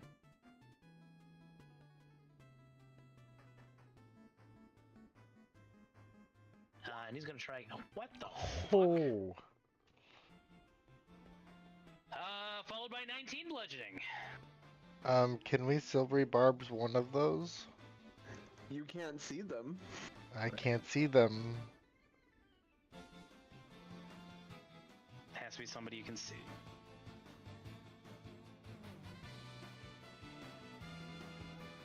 So, yeah. That was wild. You are rapid punched in the back of the head for 37 damage. And Jex goes down.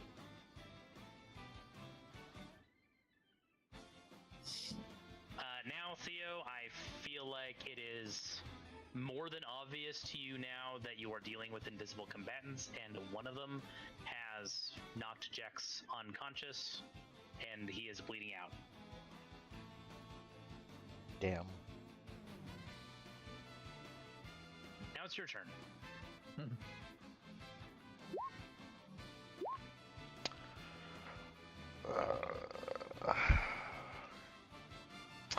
Hold on. Hold on.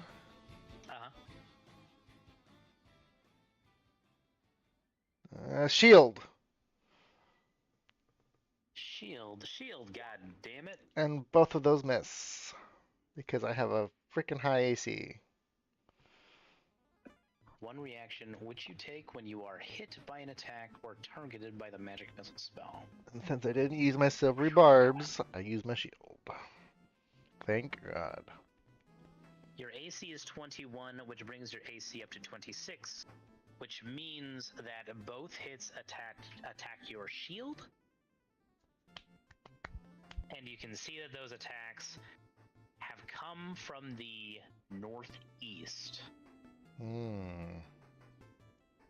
That does not necessarily mean that they have remained in the northeast. But that is the direction those attacks came from.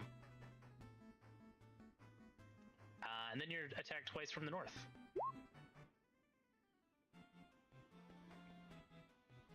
Shield technically is still up. It's meet or beat. Crits is crits. Oh. And even then, it matches anyways. So, one invisible fist smashes through your shield and gets you in the jaw, dealing. That's looking like 17 bludgeoning damage.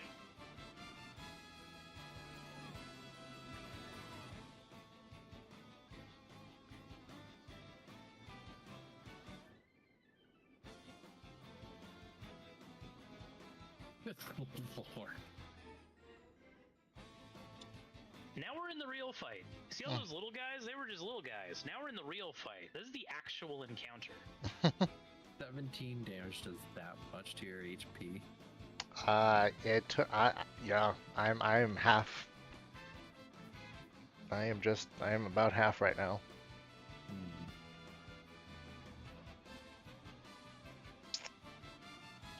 Harkham, it is your turn.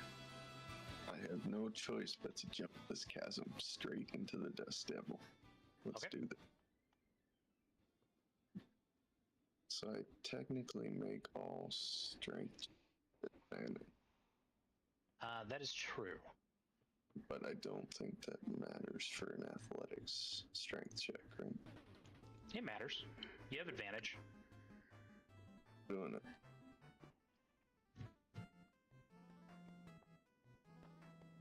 Yeah, you make it across. Alright. Which I should have looked at moving 5, 10, 15, 20, 25. Yes. The 15 feet worth of movement. Barbarian? There's nothing for me to hit. Oh no, there's this guy, right? Who's this guy? That's priest. Yeah, fuck that guy. I'm just an innocent bystander, man, I promise. Bonus action, dash. Oh, no. Oh, not quite melee range, huh? You have another 5 feet of movement. Okay, Barbarian? No, you have movement speed of 40? 35, so I'm actually Oh, here. never mind, yeah. Move But your that- ass back. I do have a glaive.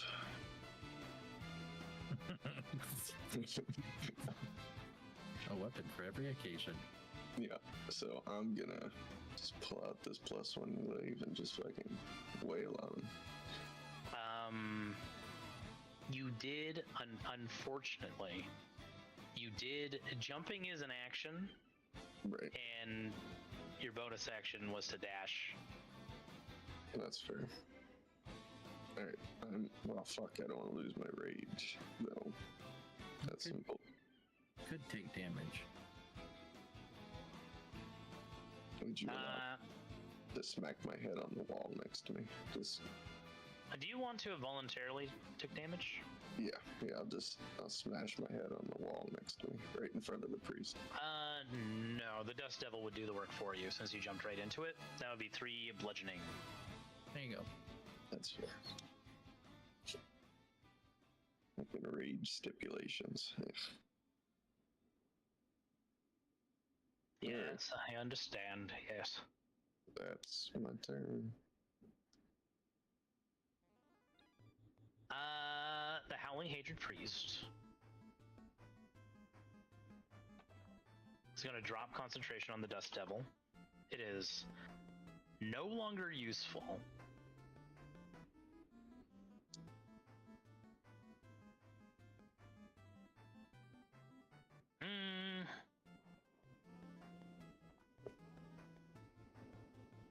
Blade Ward!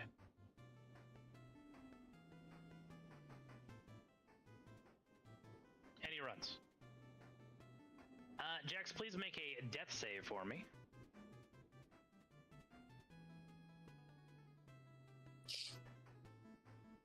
Damn. That's close. So close.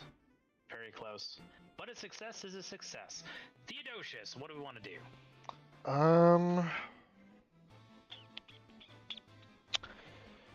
That is a great question because there's not much I can do. I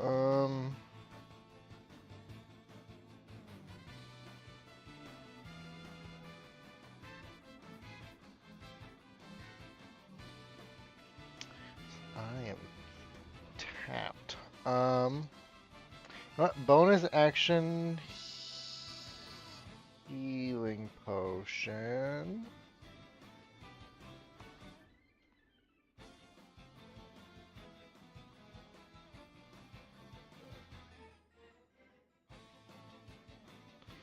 Oh,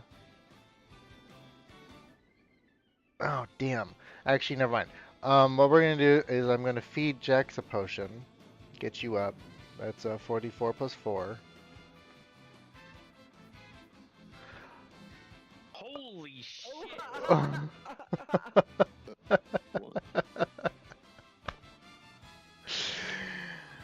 Fucking incredible. Would you like to use your inspiration? Yeah, I would like to use my inspiration. Let's try this again. Much better. Jesus Christ. Just like pour it on him. I just missed the mouth entirely. Wrong hole. Yeah. It goes up his nose and I suffocate him. Yeah, Jack Slickster's like coughing and hacking because he almost drowned. That's what wakes him up. And then what we're gonna do is, what is this one?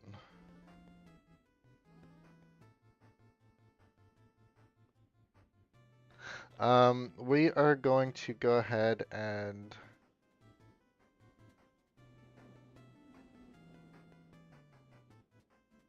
let's bludgeoning. I don't have anything. I'm trying to figure out things. So I would like to cast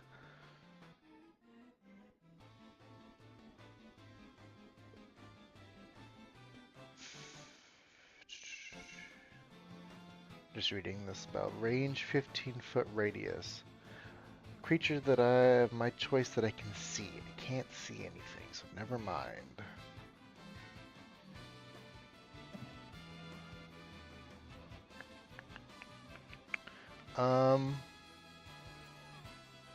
You can see one guy. I He's can? over here. He's trying to run. Oh, over there. Yep. Have to zoom out a little bit. He has Armor of Agathis up, but if it's a range attack, then it doesn't matter.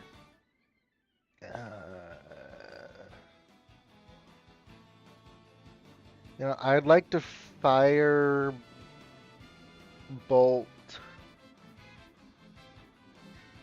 the ground right here, and if I hit something, could that work? Right It's 120 feet, so I'm just kind of like blind shooting into the. Just in that direction? Yes. Okay. You'll be rolling with disadvantage. That's fine. Oh my god.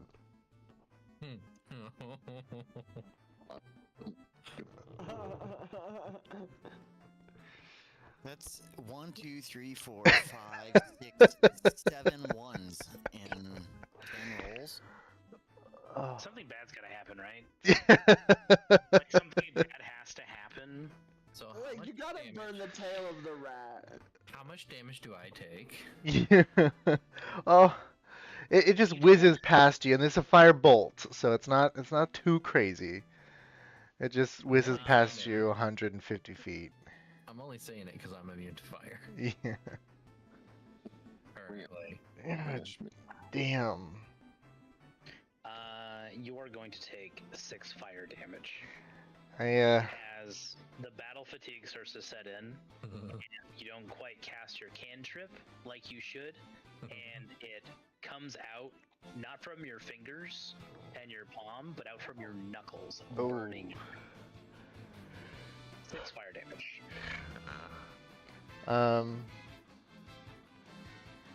And then I'm just gonna fly up. I'm just gonna go straight up 10 feet, 15 feet. Understood. Yeah, you can get up to 30 in here. We'll go to 15. Understood. Damn.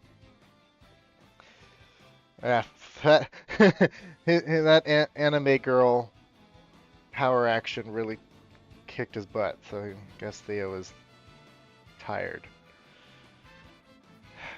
That'll be my turn. I mean, invisible enemies are always tough at the often best of times. Shino, what are we doing? We're gonna try some. Okay.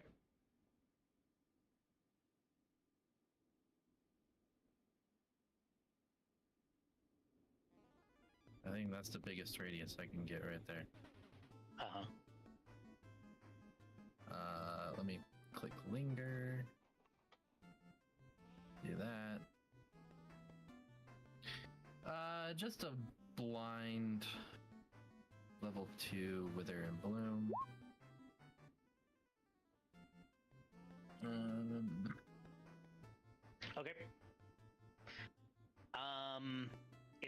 10 feet in a bubble. It's a 10-foot radius, yeah. Just as a reminder, Shino, I think you have a Wither and Bloom on a spell scroll yet, too. I've used that one already. Oh, okay. Thank you, though. There is no effect. Okay, well, Jax can take a hit dice +4 of healing then.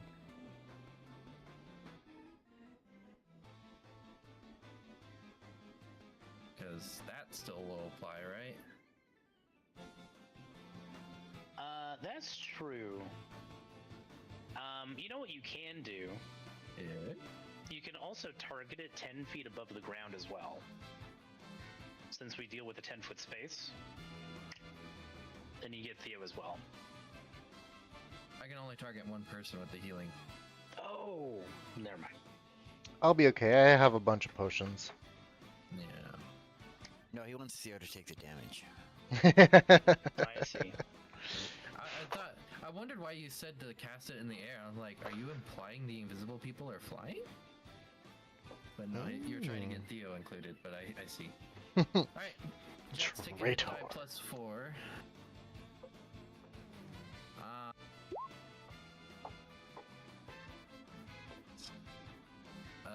Bibbity boppity bitch. Alright. This thing's a rat.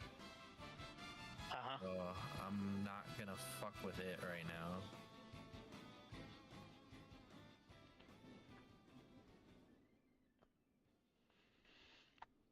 I'll fly 30 to there and then go 10 high with the remainder of my movement. And drink a potion with my bonus. Which I don't. Very good. Heat potion. What is?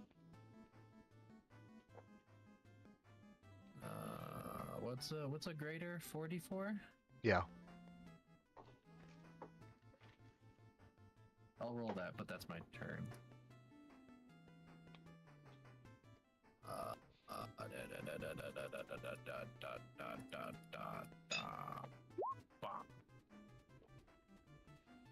Juicy.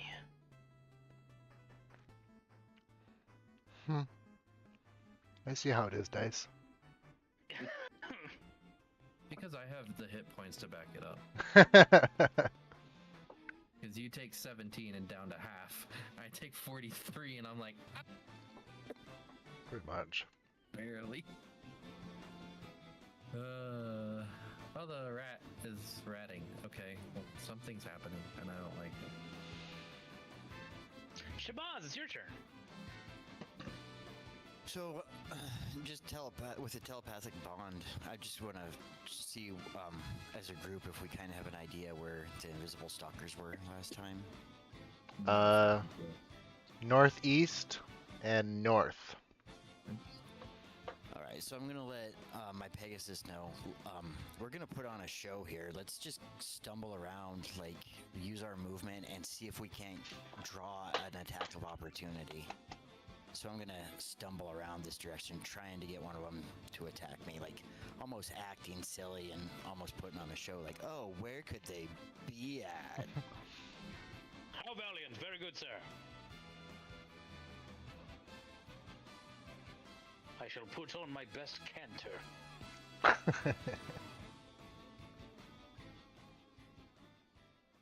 All right. Attempt to move.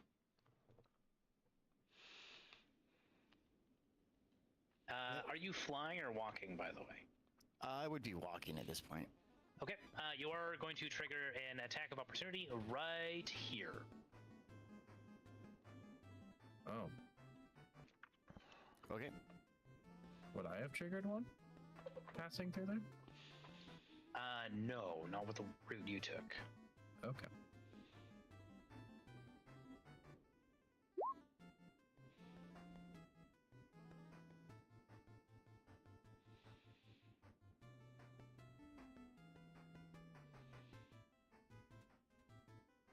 This attack is going to go for pizzazz.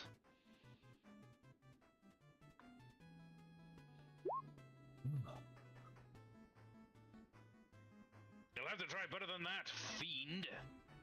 Pizzazz dodges out of the way.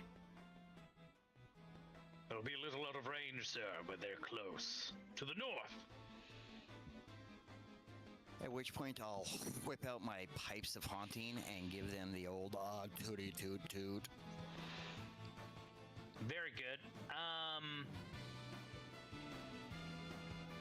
By the way, 30 so they won't be within melee range, due to how this works, right?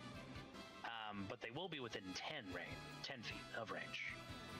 That's a wisdom save on their part, yeah? Yeah, each creature within 30 feet of you, 15 DC. Uh,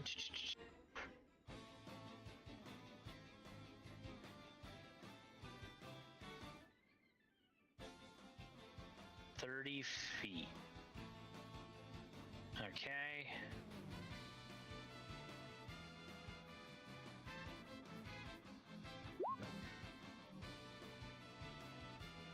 Machino and Hargrim, directly to your south, there is a panicked wailing.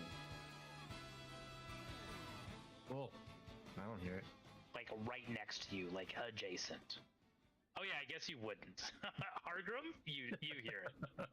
Here? Here? One of them squares. It's right next to you. So, interestingly, you did not affect the one you were hoping to fear, but you did affect one. You just hear it from behind you, Shabazz. I am then going to move down closer to Hargrim. Okay.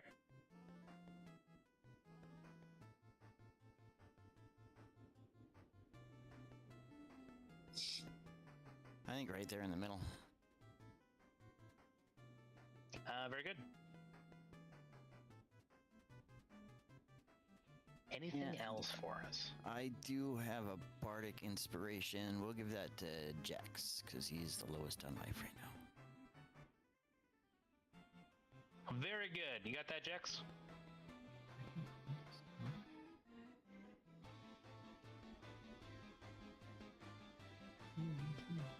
Yes. Alright, we'll probably have to wrap this up after this round. But good turn, Shabazz.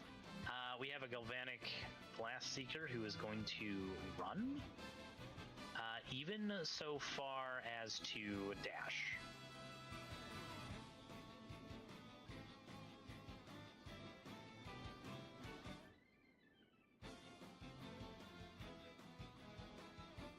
And then we have some invisible stalkers.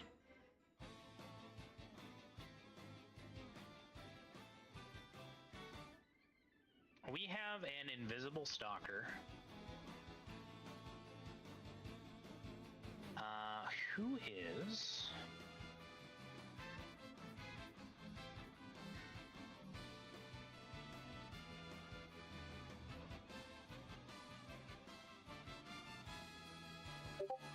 going to attack Theo.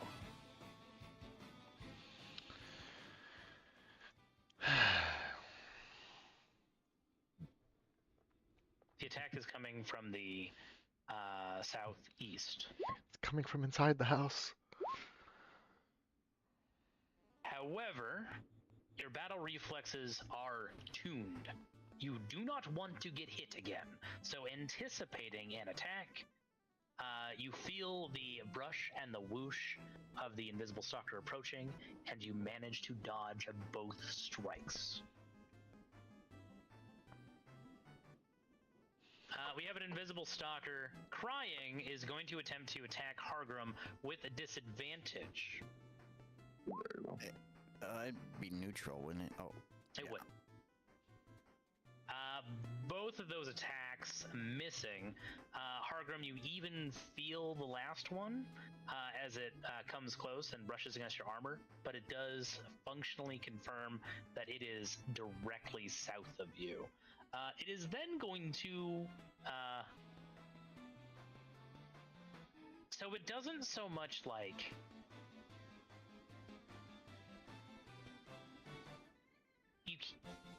you wouldn't have been able to hear it running away, but it's crying so loudly that you can tell that it's moving to the southeast, which does provoke an attack of opportunity from you.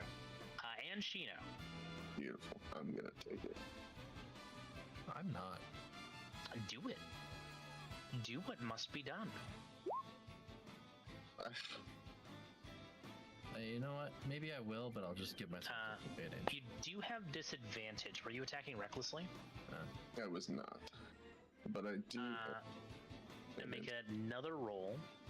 I do have inspiration. Make another roll first. You hit. Oh.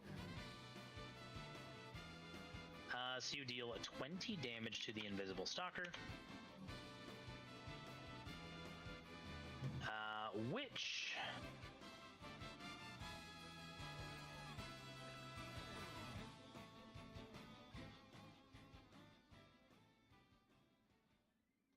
does 20 damage. Pardon me, I thought there was another mechanic in play, but there isn't.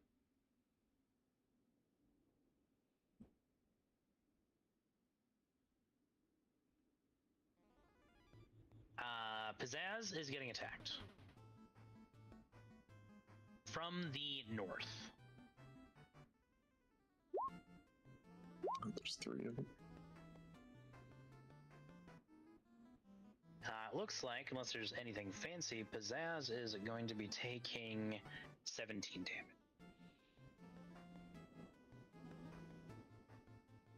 That does just get through his temporary. Understood, and it is Hargrim's turn. How do I hit things I can't see? Well, the one's crying, right? The one is crying. Make a perception check. Okay. Perception. Where the fuck is perception? There it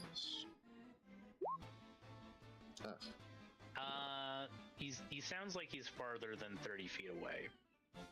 The echoes make it a bit more difficult. Is he further than 35 feet? Yeah. I mean, 13 isn't that high. There are some things that can be done to deal with invisible creatures. Shino and Jex and Shabbat, everybody but you, basically, does know that invisible stalkers, if these are invisible stalkers, but most likely, are not incorporeal. They are physical. They're not like ghosts.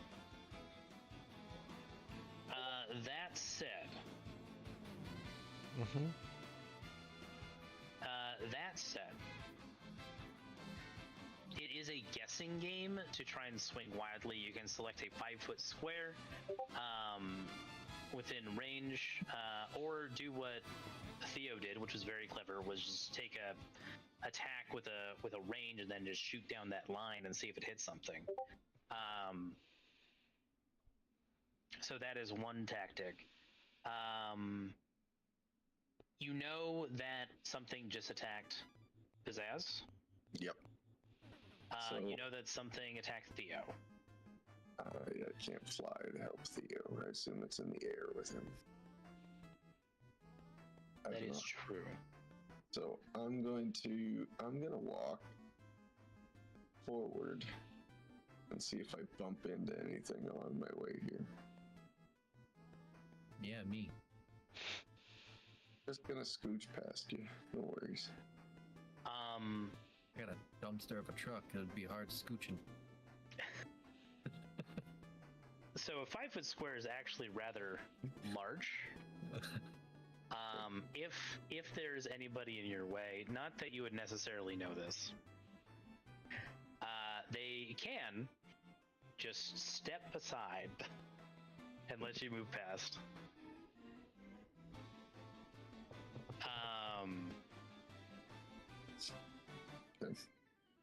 Which is something that the spellcasters would know as they watch you do this. There's no reason for Hargrim to necessarily know, though.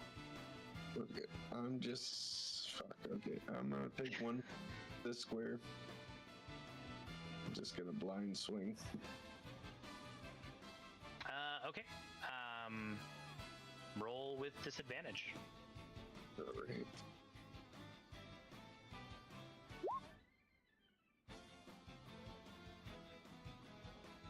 You hit. Beautiful. I'm gonna swing again.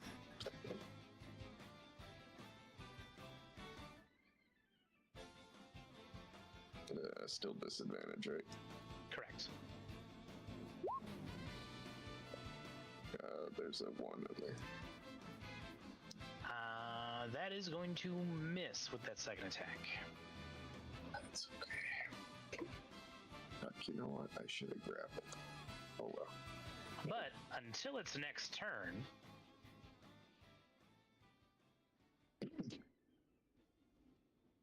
you have found one. It is invisible, so it still imposes disadvantage on attacks against it, but you know which square it's in. Once it gets to its turn, it is going to, its token is going to vanish again if it moves. But for all intents and purposes, everyone is aware that there is an invisible stalker in that 5-foot square specifically.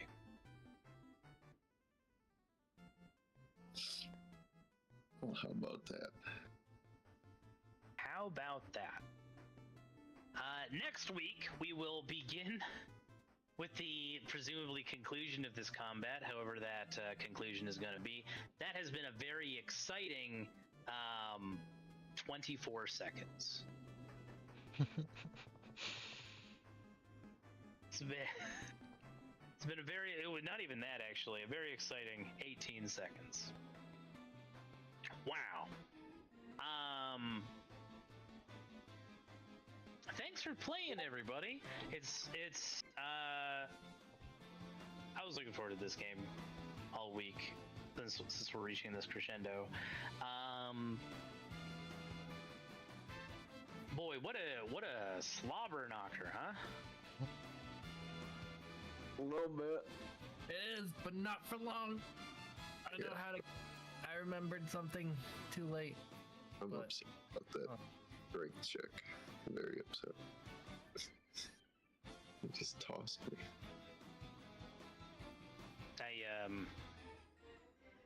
I don't mind sharing because it's the end of session, and I'm sure you guys will come up with clever plans because you have come up with some clever plans tonight. Last time I used invisible stalkers in my Ravenloft game. First thing the paladin did was I was prepared for this. I pulled out my sack of flour and I smashed it on the ground.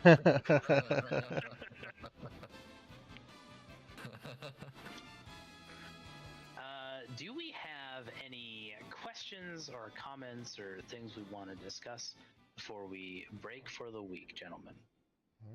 I was gonna fairy fire like a turn and a half ago, but I was dead. Oh no! Oh.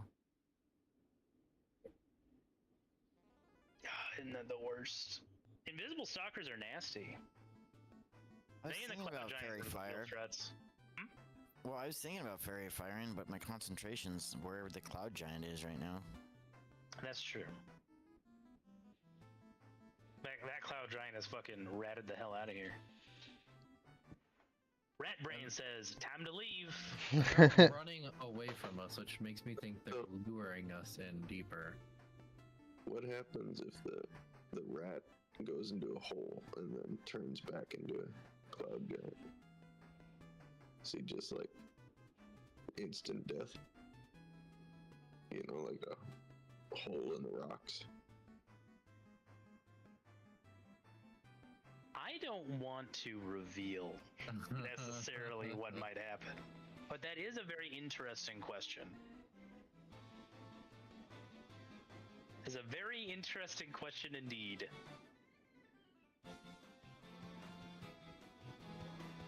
Maybe something to consider over the course of the next week.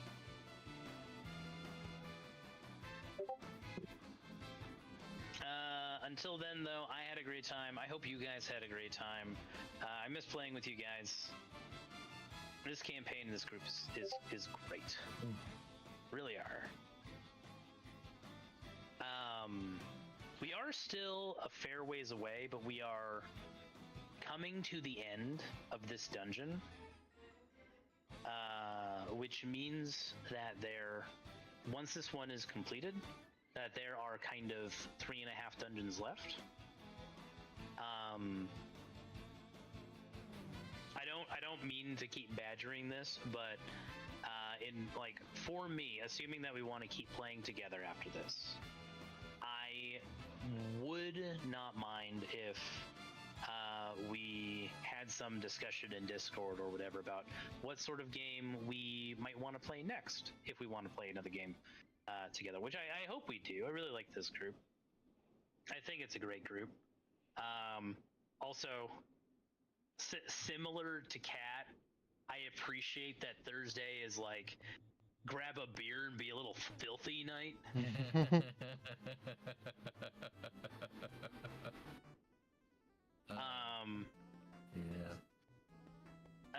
So like speaking kind of selfishly, I don't want to lose like my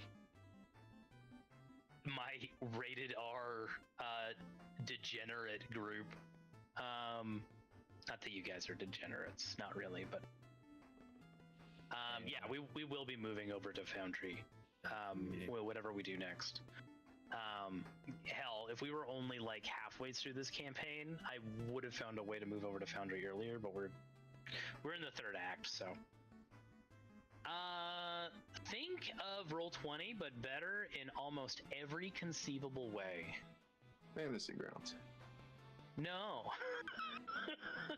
That's what I use for my weekend games. Oh yeah? Yeah. I feel like Fantasy Grounds is pretty good, but it's ancient. A Lancer. Piggyback on your comment, Teddy. Thursday nights is fun to just be unhinged.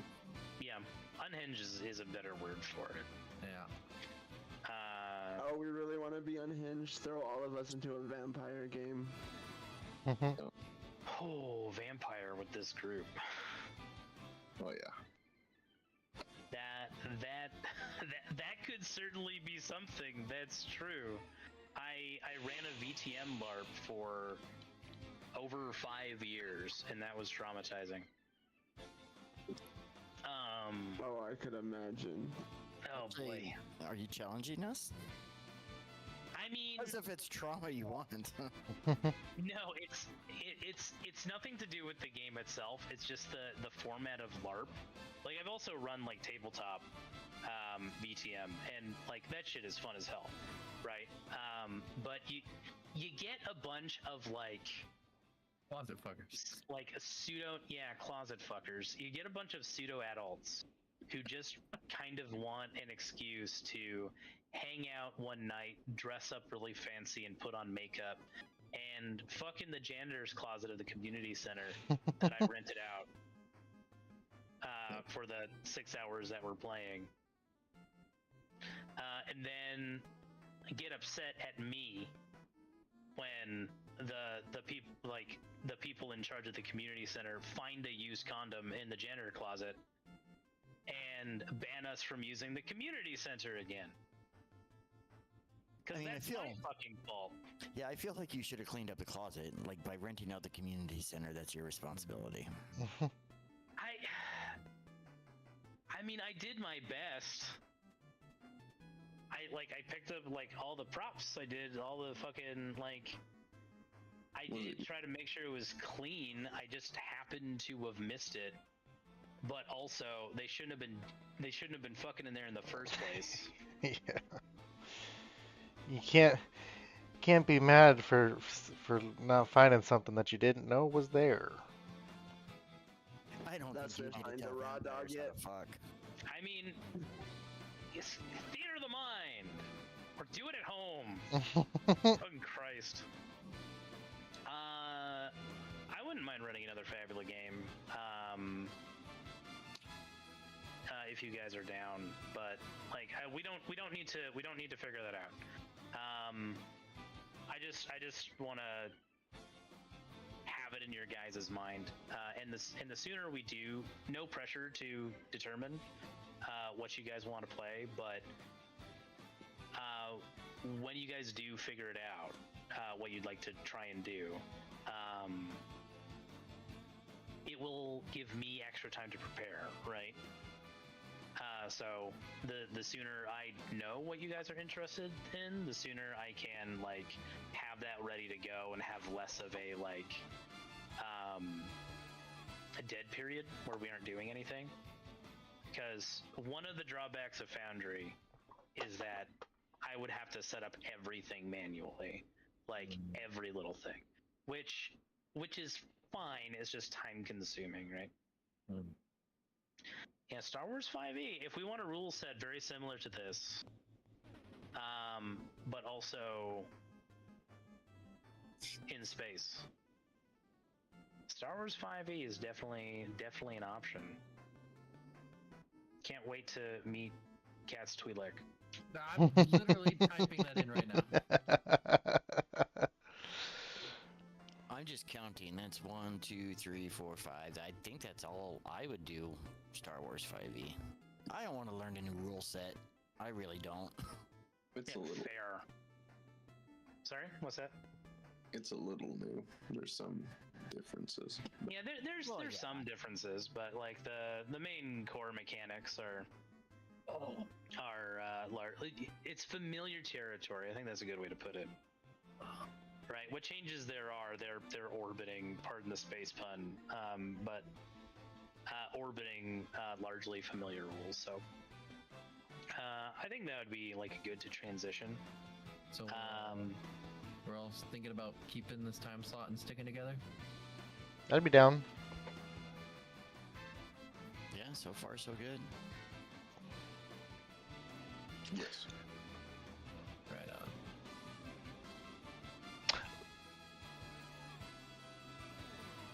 All right, time to poop and go to bed. Good game, boys.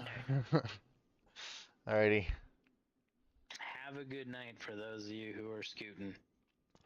Yeah. See y'all next week. Good night. All Good night. right.